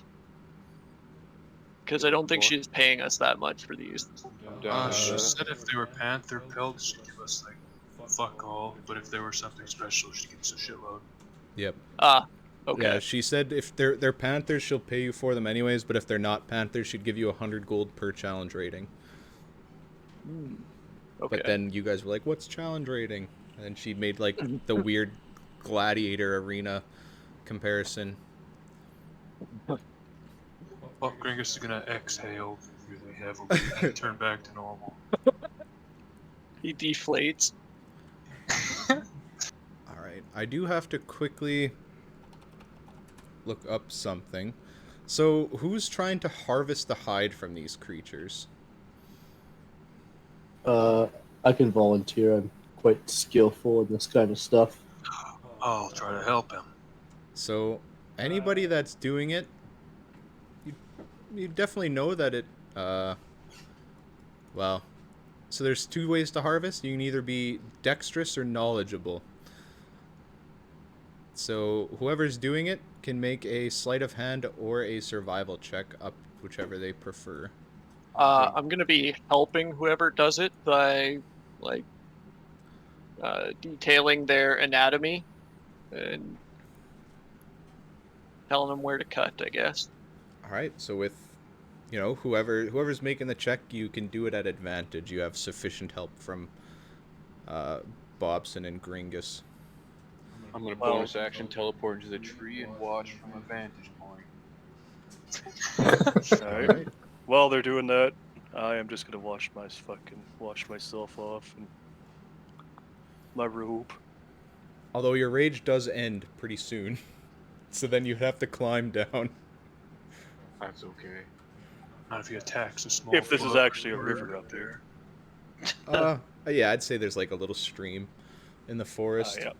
Wash my shit off in the stream. That's what I'm up to. Or, you know what, fuck it, it'll just be that size of a river. It's definitely shallow, like, you could walk through with no problem, but... Perfect. Alright, so who's making the roll? I think Richard said he wanted to. I'm gonna Yeah. drop concentration on the flaming sphere, by the way. All right. Just keep cooking the pelt off. You gotta keep the mood beam over there too, Gray. Can I touch myself with guidance? Yeah. What's guidance do? Just give you advantage? Or it's an add a d4? It gives you an extra Add a D4. D4. D4. Can a barbarian unarmed strike himself to prolong I rage? think it needs to be someone else. Yeah, because in theory, like a high-level monk or sorcerer could enter combat with a tree. Or like burn their key points to cheese their passive. So I think it would have to be an actual combat. But I would say if you attacked like a deer and it ran at you, then that counts as combat. Hostile creature. And I think I would know better that I'm not actually hostile towards myself. You're sitting there punching yourself. Yourself. Oh, if you fucking had like an actual schizoid barbarian, maybe you could. That would be fucking awesome. Are you small now? I think as long as he does damage to himself, it could last. Says he has to That's- attack a hostile creature Or be or attacked. taken damage since then. Yeah. Has So to you make sure actually he can't hits punch himself. yourself to keep it. As long as you do damage to yourself, so I think you'd have to beat your own AC. Just make a super edgelord. He's just cutting himself up in the trees. Like Kylo Ren punching his lightsaber wound to pump himself up. Alright, Richard, make your damn check. Survival or sleight of hand? Oh, so I didn't realize it was going to roll 2, but yeah, the 18. All right, plus your d4. All right, so these things are quite large, and skinning them is quite an undertaking. It does take about half an hour per one. But yeah, with the roll, I mean, with both of them, you know, even if I was making you do individual checks per, you spend about an hour and pretty adeptly skin both. Although I guess somebody else can skin the other. Nope, I'll just watch Richard. So I'm just pointing out like anatomy to Richard, but also interspersing it with personal anecdotes. Reminds me in the year 380 of a safari I took. And just, yeah, stuff like that. This rambling. I like it. How much of it is actually true? I mean, Doesn't matter. yeah, it's Nope, it's it definitely doesn't. all It's almost believable. equally useless and does not apply to the moment at hand. You're inciting his weird stories. I guess that's up to Bobson how truthful his stories are. I mean, they're... Let's see, I guess. I'd imagine they're like old people stories when they're truthful but stretched a bit or forgotten over time. Oh yeah, he's embellishing the shit out of everything he tells you guys.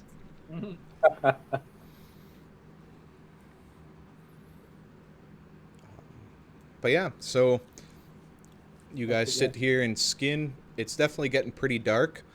And actually looking around, you think that if it took you one more search to find them, it would have been dark enough for it to be a lot worse.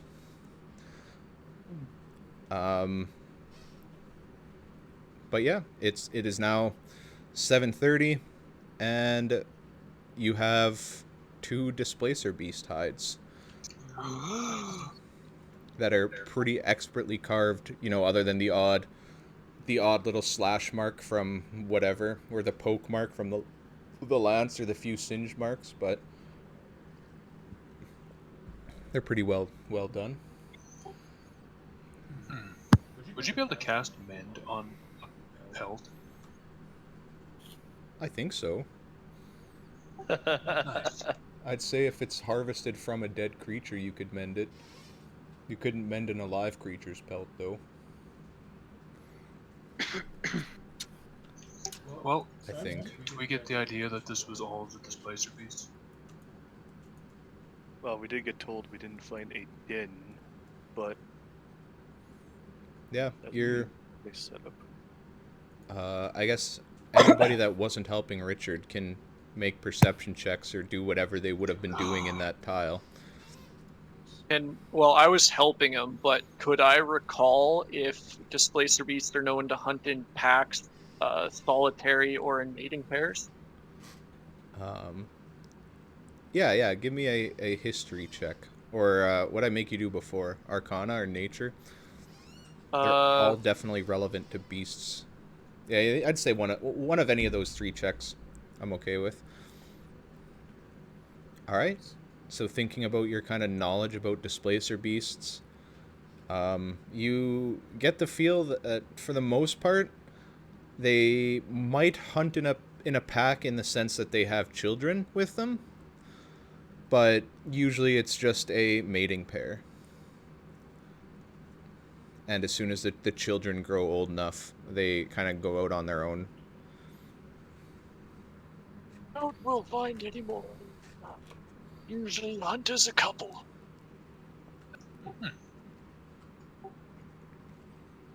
We want to find the And they're den. very territorial, so they would run other displacer beasts out of the area. But we still got to find the den for the ring, don't we? Yeah.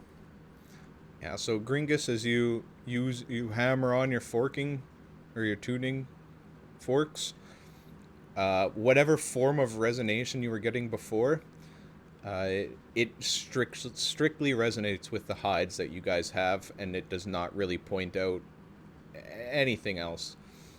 You definitely get the feeling that, with your checking your forks and with Bobson rambling on about the nature of displacer beasts, that there are no more of them. Nice. I Where do am we going get the contents to. of their stomach if we're looking for a ring that from somebody that they've eaten? Yeah, I was gonna say when I went through skinning them, would I have went through their internals at all? I mean, you don't normally to skin something, but you definitely can now that, it's has no skin is lying there. well, I mean, we would have gut it as we skinned it, and its stomach would still be intact, so we could just cut it open and see what's in there. Yeah. Wendell will pull out a dagger and cut open the stomachs. Jesus, Wendell. Oh, let me get downwind first. Yeah, as Yeah, what? Wendell walks up and gets on his knees and man. just drives his dagger into this thing's stomach.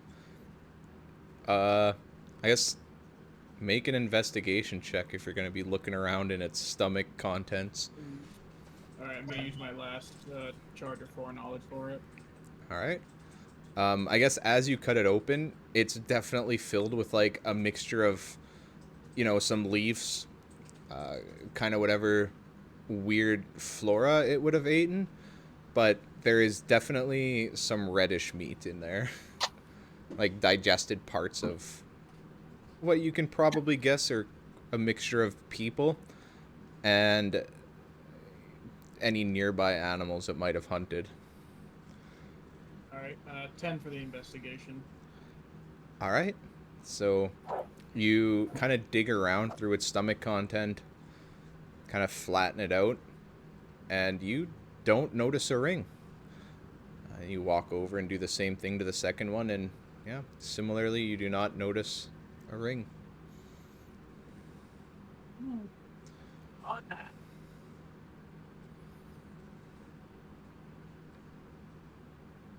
Well, I gotta go find where they away their dad then. I guess Gore and Wendell with your perception checks. I think what were you guys doing? Just looking for. Yeah, I would have been looking for kind of like where tracks would have kept going or would have been coming from, I guess. All right. So I will say you guys could have both rolled that with advantage because you watched them in the square, so you have a place to start. But you rolled good enough that it doesn't matter. Oh, okay. You see, a set of tracks that just go right into this corner. Alright. Wendell starts heading that direction. I'll follow Wendell. Yeah, Climb down the tree and start following too. I'm back Also in the following trees to Wendell. follow. All right. So you guys all follow Wendell to another pretty heavily forested area. You guys spend some time kind of searching through the area, similar to how you were with the other ones. And this time you come across a bit of a small clearing, maybe 15, 20 feet radius. And once you guys kind of breach the underbrush, it is a pretty gruesome sight. There's two patches of grass that definitely appear to be kind of beds where they would have been bedding down near the edge of this circle. And kind of surrounding it, there is, 3 or 4 different half-eaten deer and other small forest animals that are mostly picked clean of any sizable pieces of flesh. And upon looking through this carnage, you guys do notice a few corpses. Alright, I'll examine the hands of any of the humanoid corpses. See if there's a ring on any of them. I'm going to take a look around here and see if I can find if there's any possibly young nearby the den. If there's any sign of if they were a breeding couple. Yeah, we I get some more noticed Richard struggling to carry the pelt, so I'm going to ritual cast floating disc. Oh. Nice. All right. So Wendell going around looking at each hand. For going through each body, some of them are, the hands are in different shapes. There's some that are just missing hands entirely. Some that are, had a liberal chomp taken out of them. But you do get to one of the corpses, and there is a hand with a very pretty simple looking ring on its the ring finger, the wedding finger. I don't know which one it actually is. Yeah. All right. Did we get a description of his wife, or did he No. just say? Okay. He just said they took my wife. All right. Wendell probably wouldn't question it too It much. took my wife. He will gently try and take the ring off the finger, but struggle to do so because he's not very strong. I mean, the corpse is definitely a bit frail because any kind of blood that was in it is drained off a bit. You can, with a bit of effort, pull the ring off. And then I guess upon looking through most of the other corpses, their clothes are ripped to shreds, ripped completely off in most places. There's pretty much no salvageable piece of clothing at all. Anybody that wants to dig through corpses to see if there's anything can, but it's a pretty horrific looking sight. Brett, make me an investigation check upon kind of looking around for any sign of young displacer beasts. All right. You kind of look around the sitting area and look for any footprints that you do see in the ground and peer into various bushes. Any set of feet prints that you do find around the area you feel are pretty much exactly the size of the 2 displacer beasts that you guys just dealt with, and you don't really see any sign of a cub. Yep, no, that's good to know. Wendell's gonna clean the ring off as best he can, and then start heading back to town.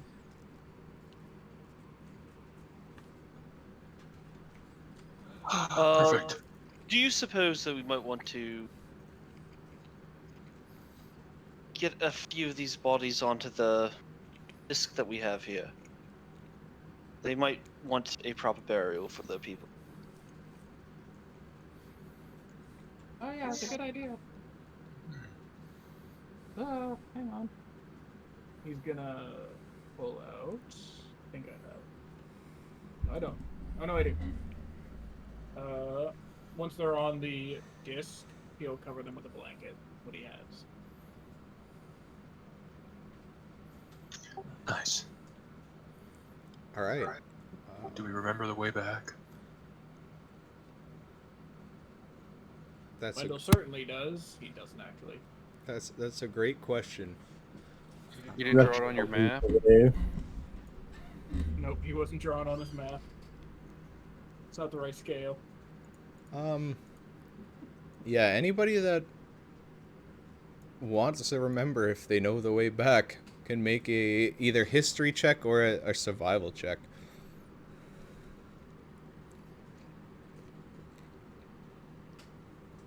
Yeah, I think we just go more down.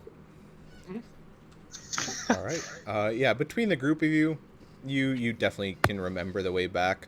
Somehow, Richard and Kalendal are like masters at knowing the way back, even though they weren't here for the first half. But Most recent We have walk. to get here yeah, somewhere. once they get there, Bobson's like, okay, well, we went this way. And then the other two are like, oh, well, we entered from over here. But, yeah, you guys walk through significantly faster now that you kind of know the way and aren't actively searching for anything.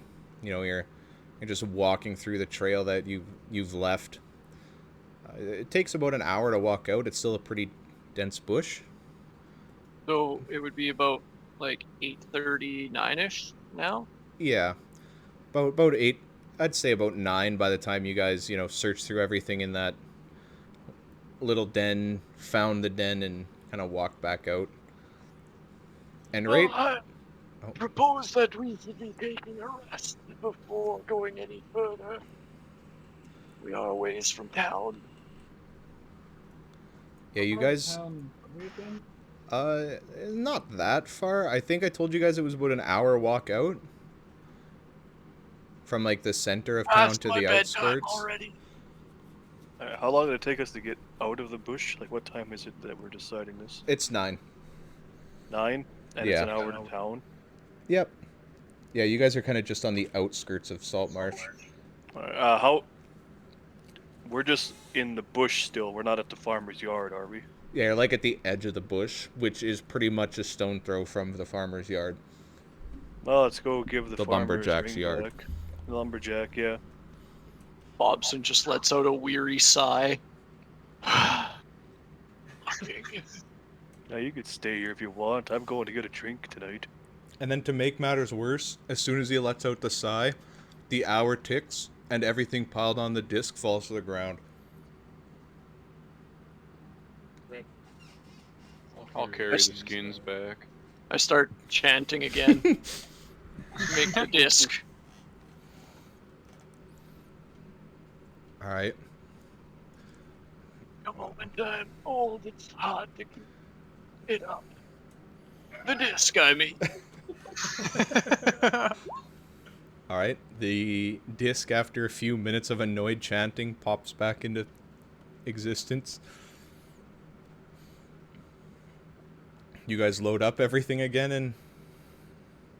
Yep. I guess... go to the farmer's house, I think is what... or the lumberjack's house? Yeah. Yep. Alright. So you guys walk back up to the lumberjack's house and knock on the door. A few minutes later, you guys hear that same similar voice that I'm not going to be able to reproduce. As the door like creaks open again, just a sliver. Hello? Hi. Remember us? He kind of opens it a bit more so we can get a better view. Yes, I remember you folk. You were just here earlier today. as he opens the door like all the way, and anybody like at the steps, there is like tear lines down his face. Well, Wendell, give him his wife's hand. Just the ring. Gives him the whole hand. Oh, I gotta my. hand it to you, Wendell.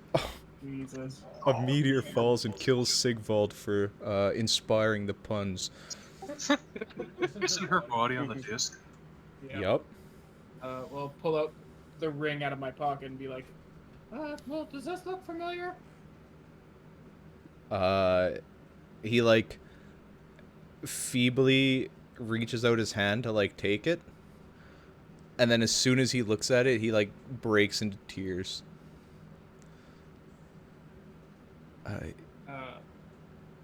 Try and like pat him on the back as best I can. But he's like probably taller than I am. I'll pat him on like the side of the hip.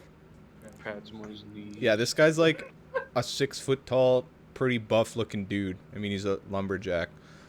Wendell's just rubbing his thighs. He's crying. It's like they're there patting his rib cage.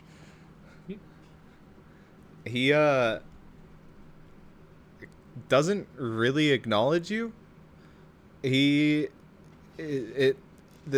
almost like a mixture of tears of joy and sadness. And he kind of sobs for a little bit, and it kind of pipes back up again. I guess that means that you didn't find her. We had Well, bad news on We found some of her. Jesus. We found her remains. Is what we managed. We believe. Yeah. He kind of We- How do we bring him back? We've brought her back if you wish to have a burial, but I would advise that you may not want to look too closely. he lets out another kind of like audible sob as he like just stares like empty, just an empty stare into the distance. I feared that this was the end. I just didn't want to realize it. Yeah, I know I would definitely love a burial.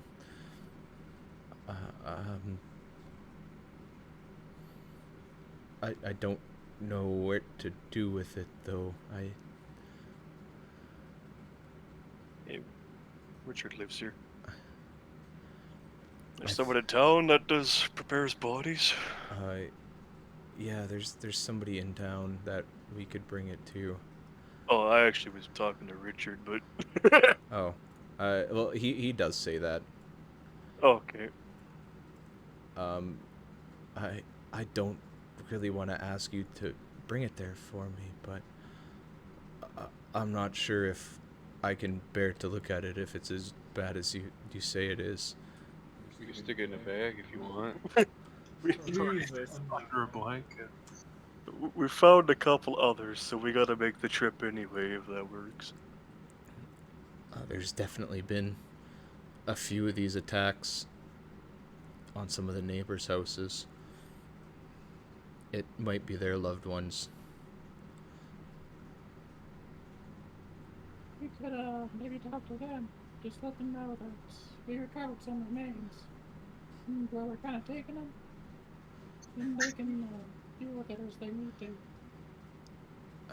You guys have been a great help to me. If you bring all the bodies to let me bring you guys to this part, to the Saltmarsh Cemetery. I will round up anybody that's had a loved one taken nearby, and we can meet you guys there in the morning. I don't want to ruin their nights with this news.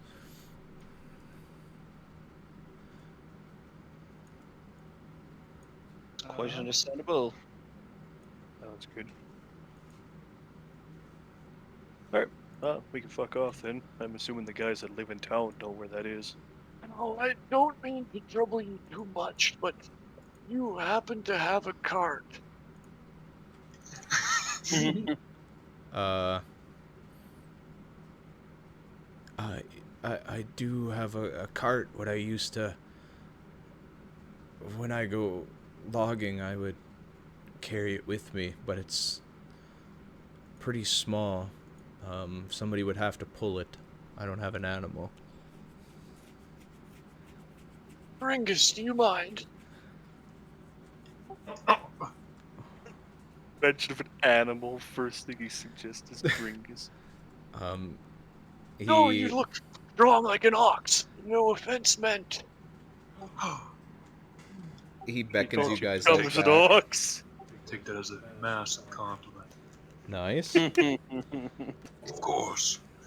I can pull anything. Especially his pud. And then he brings out a coin purse. And Not necessary. The cart will be fine. We can return it to you in town tomorrow. if you're sure, that I greatly appreciate this. It meant a lot to me. Yeah, don't worry about anything else. We'll see you tomorrow.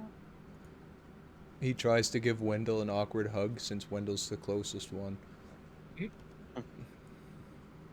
Wendell returns the hug as best he can.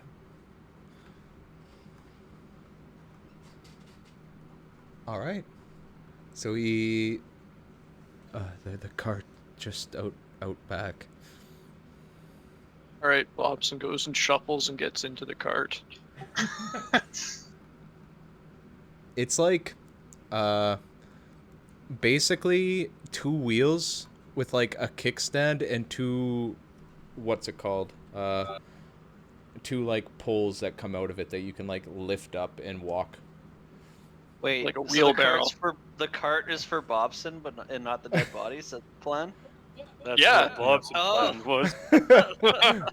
Yeah, it's like I mean, it's a cart that's pretty much, he would chop like a tree with it and use that to move like the pieces around.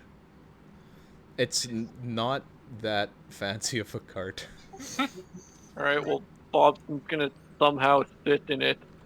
Yeah, Wait for Gringus to escort him back to town. you could definitely sit in the cart. Instead of holding the handles and carrying it, I'm just gonna wedge myself like in between them and just walk.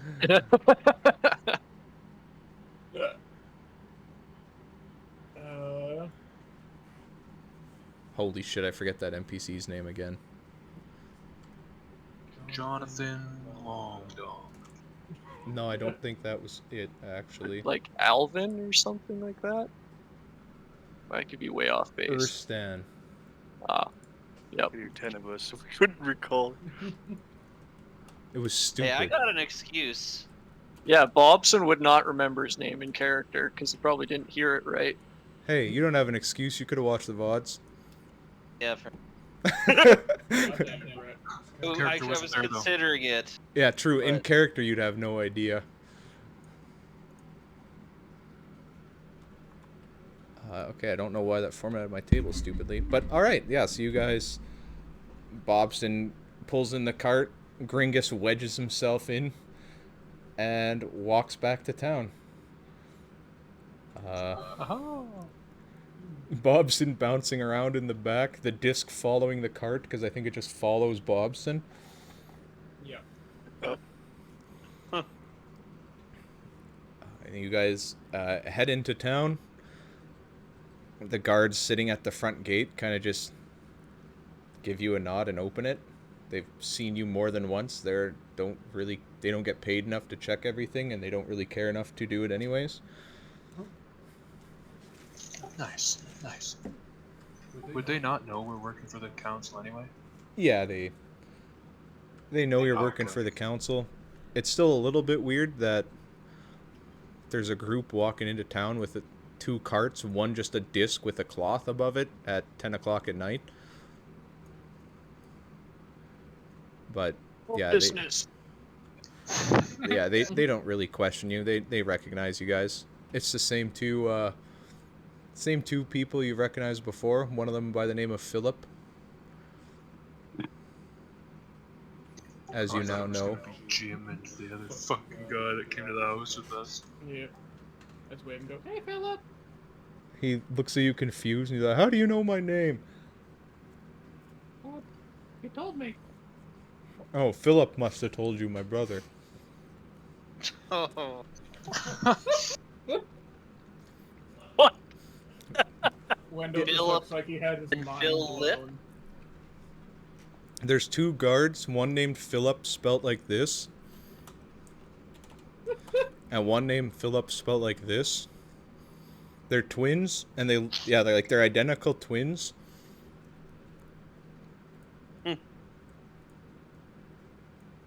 that's awesome. And those are actually just randomly name generated names in the same page of 10.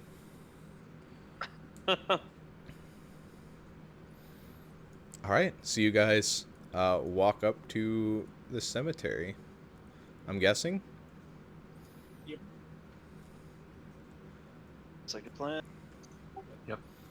Alright. As you guys walk across the bridge, anybody elvish feels a bit sick? Oh, Do I feel half sick? Nope, equally as sick as a full elf. But it doesn't really do anything. It just, you feel sick. And then as soon as you leave the bridge, you no longer feel sick. I Helen, fucking you're hate that bridge. looking a little green around the gills. The, Hey, he has the bridge gills? is just the absolute worst.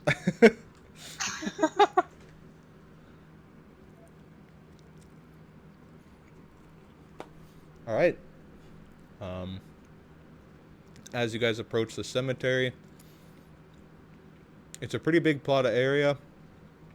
There's one, the few buildings that are a bit larger, like the big mausoleums.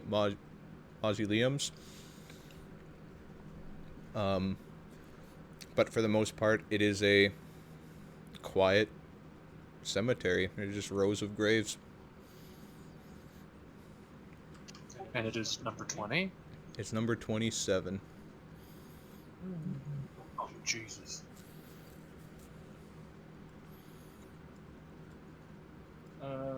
Is there like a groundskeeper's or like undertaker's shack or something?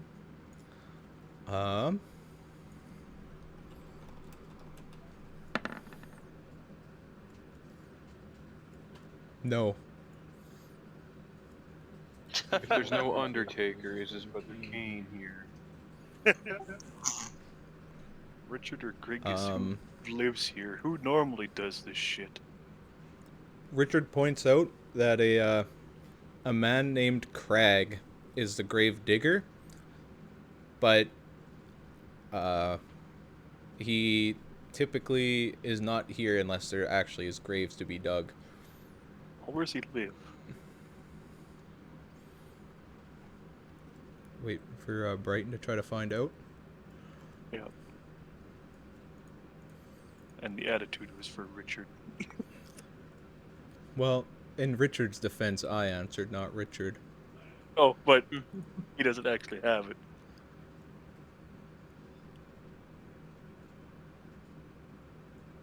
Alright, yeah, he conveniently lives in a small house on the edge of the grave that now you notice. He doesn't have an actual, like, house listed somewhere, so... Okay, so he's got a shack over here, I guess, or wherever the hell he's Yep, pinging. as you kind of look around a bit and get a bit closer, you do notice that on the other side, above the grave, that you can't quite see. That's why I didn't point it out. There's a pretty small but well lit house. It's kind of like off the side of the grave, not sitting in the graveyard, but The little bit that our map cuts off, he's up there. yep. Yeah, he's at the cutoff section. Okay.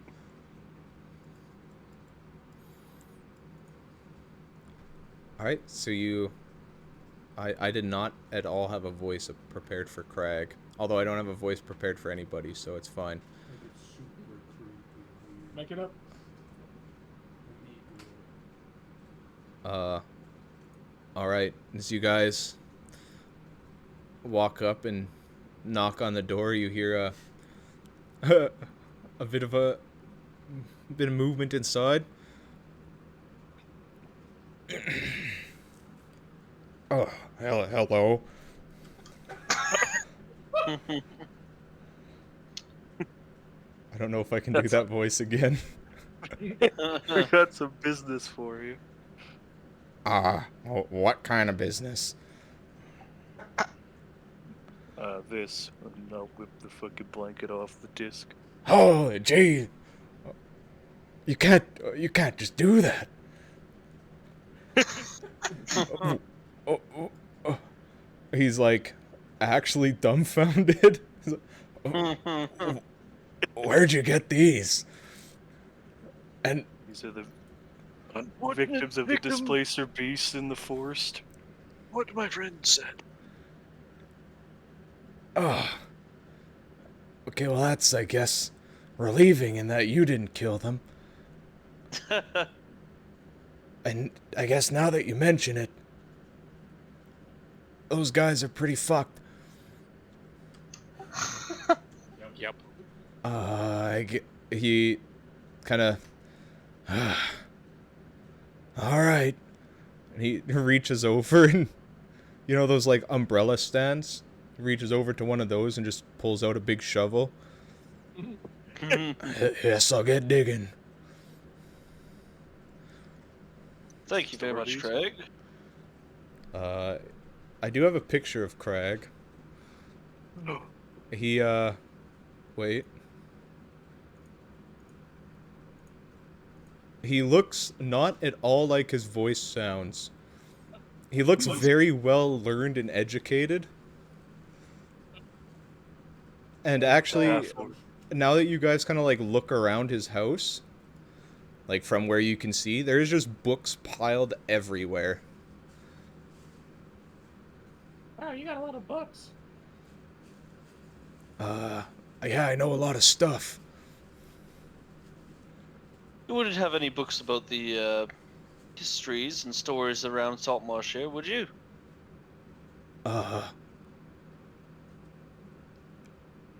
Yeah, I got a lot. Almost all of them.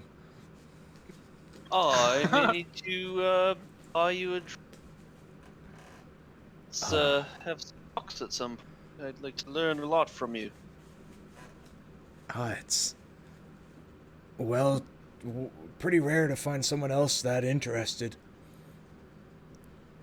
Yes, it's been one of the problems I've had going around town. I'm trying to learn a lot more about the region, and any little bit of information will be helpful. Yeah, I can definitely bounce some things off you. Maybe lend you a few books. Most of my collection is in Eleander's library. Over yonder. But that's enough for tonight. I got some graves to dig. Yes, well, I'm very happy we met. Well, and wish it was in better circumstances. As do I. Does a gravedigger meet anyone in good circumstances? Very rarely. Most people don't come to my house. I see Eleander every so often, and that's about it. Well, see you later. I'm sure we're going to find other bodies at some point with our line of work as well. He raises his eyebrow, and then just heads off into the cemetery. Hi. With that comment, Bobson starts thinking if there's a way that we could get a kickback in how gravediggers are actually paid, most likely through town taxes. As he turns to leave, I'm like, hey, where do you want these bodies left? Farmer's got to identify them tomorrow. I was hoping they'd be in the ground by tomorrow. Yes, bring him on back. And he just beckons to The his man backyard. wheel me back there.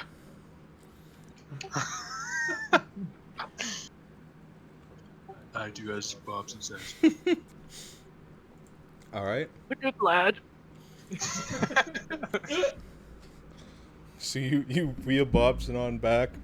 You guys unload the 5 bodies from the cart. Or what's left of them, I guess. It's probably a combined total of like 2 bodies. I mean, there was 2 huge, like 600-pound creatures eating on them for days.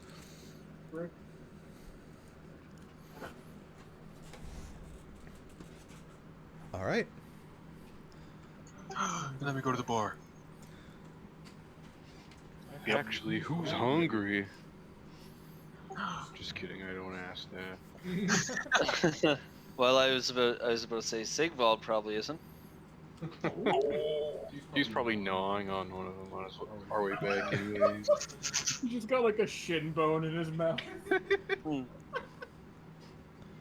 right. So you guys Sticky fetch. take your disc and your 2 displacer beats pelts and head to the bar? Question mark. I doubt the tanning shop will be open.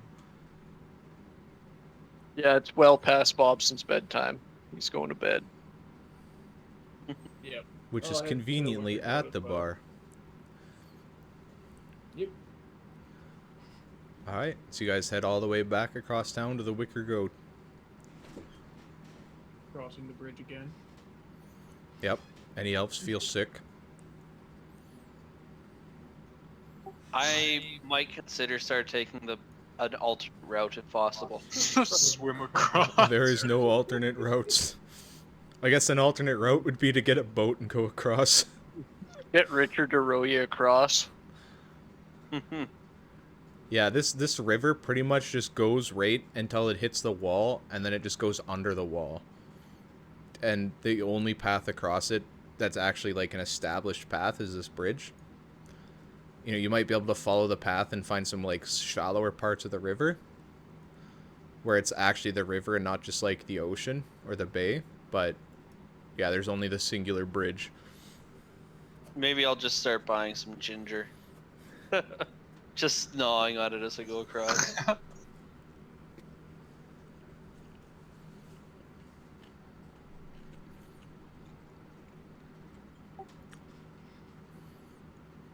All right.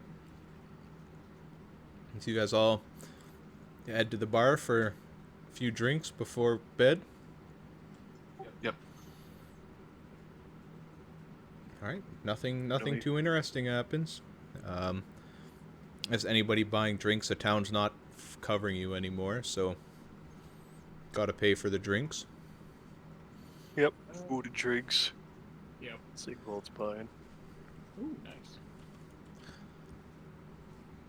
None for me, thanks. I'll be on my way to bed. As I slowly climb the stairs.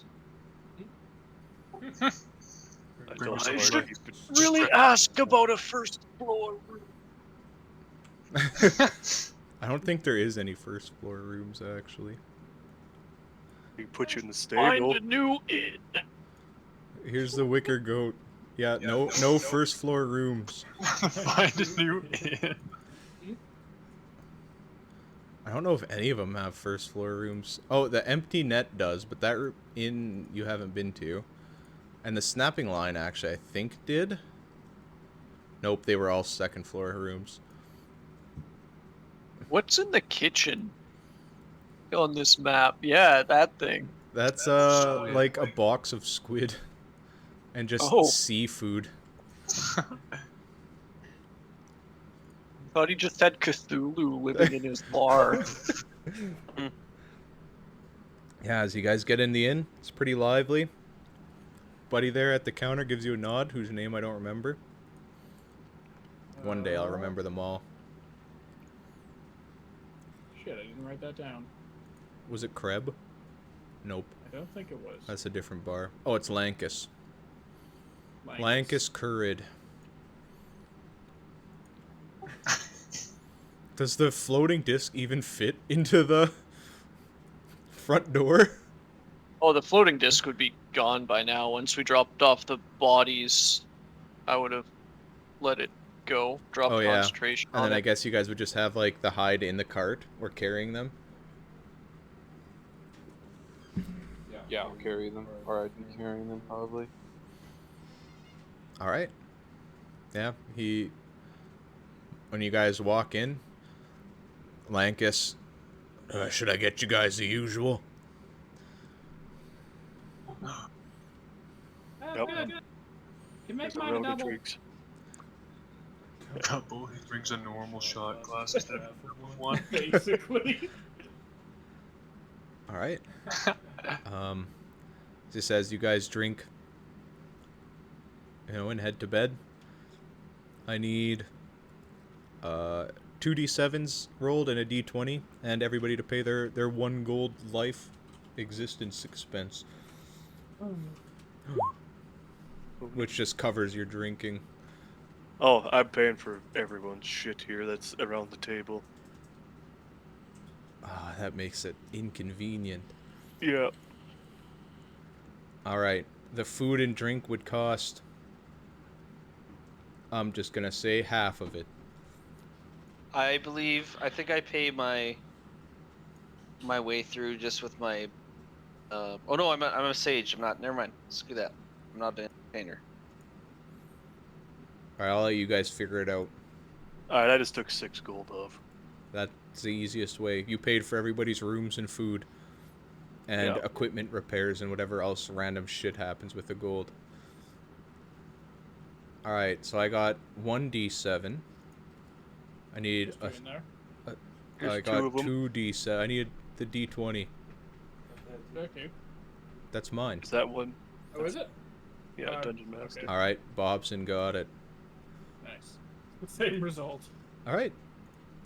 And, you guys go to bed. Unless anybody wants to get up to something before going to bed, I guess. And I take some time to transcribe some spells. Yeah. Okay. Um, I'll let you know which ones. How many can I do in a long rest? Well, it's currently 10. So, All right. if So you're... I'd say I you can do transcribe 2. one. Oh, Because okay. you can do, 2 like, 1 first level before ones. going to bed and then 1 during your long rest kind of thing. Okay. I'll let you know which ones Alright. later.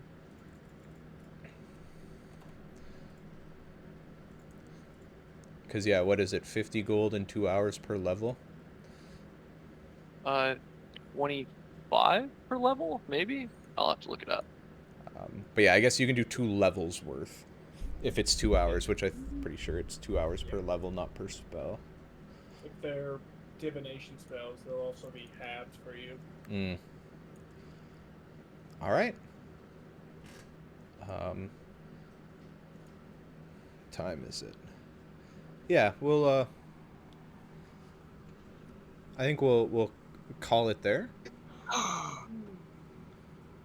We'll pick up, I guess Saltmarsh will be in 2 weeks now.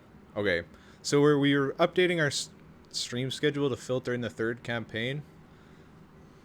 And the way it's going to work is we're still going to stream Monday or Sunday, Monday at 7:30. On the Sunday streams, we will alternate between, I guess Saltmarsh will always be on Sundays, but every 3rd week that will be a Tomb of Annihilation, and the similar thing will happen on Monday. So Yeah.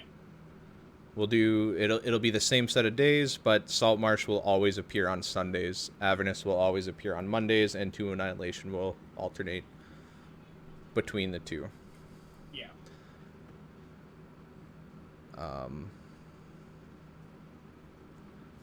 I give my inspiration to Bob's. Yeah. We'll vote on inspiration. And anybody in chat, also feel free to vote. I'm gonna give mine to Sigvald for the throat rip. I'll give mine to Gringus for somehow getting even more girth. My only quest in life. Giving mine to Wendell for just charging in everywhere and nonchalantly gutting the fucking displacer beast looking for the ring. I would say Bobson for making me laugh about the cart incident. I thought the entire time the cart was about dead bodies, then he just jumped into the cart himself. He was his own Subverting dead body. expectation. Yeah, that's honestly 100% what I expected the cart to be for too. Yep. I was like, oh, then he's not gonna want to stop in a recast floating I disc. fucking totally knew that's what he was up to when he sighed about having to fucking walk to the house. He was so sick of walking. I love that moment.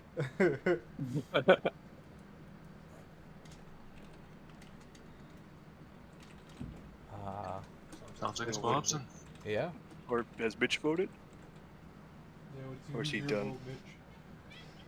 Well, I was gonna give my vote to Gringus for taking the crit away from me. I think that makes it a tie then, doesn't it? Yeah, it's a Tie. two-way tie. So, chat or DM are the tiebreaker. All right. If it's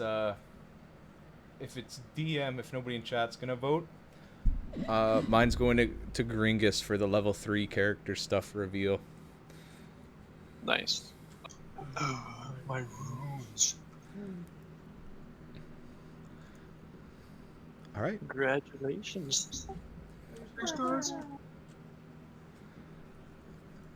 See you all tomorrow as we try not to die in hell for the next time. Hey. And they're gonna have to try real hard this time. That's what you said before. Vote in for one hell of a good time. Oh, my god. Yeah.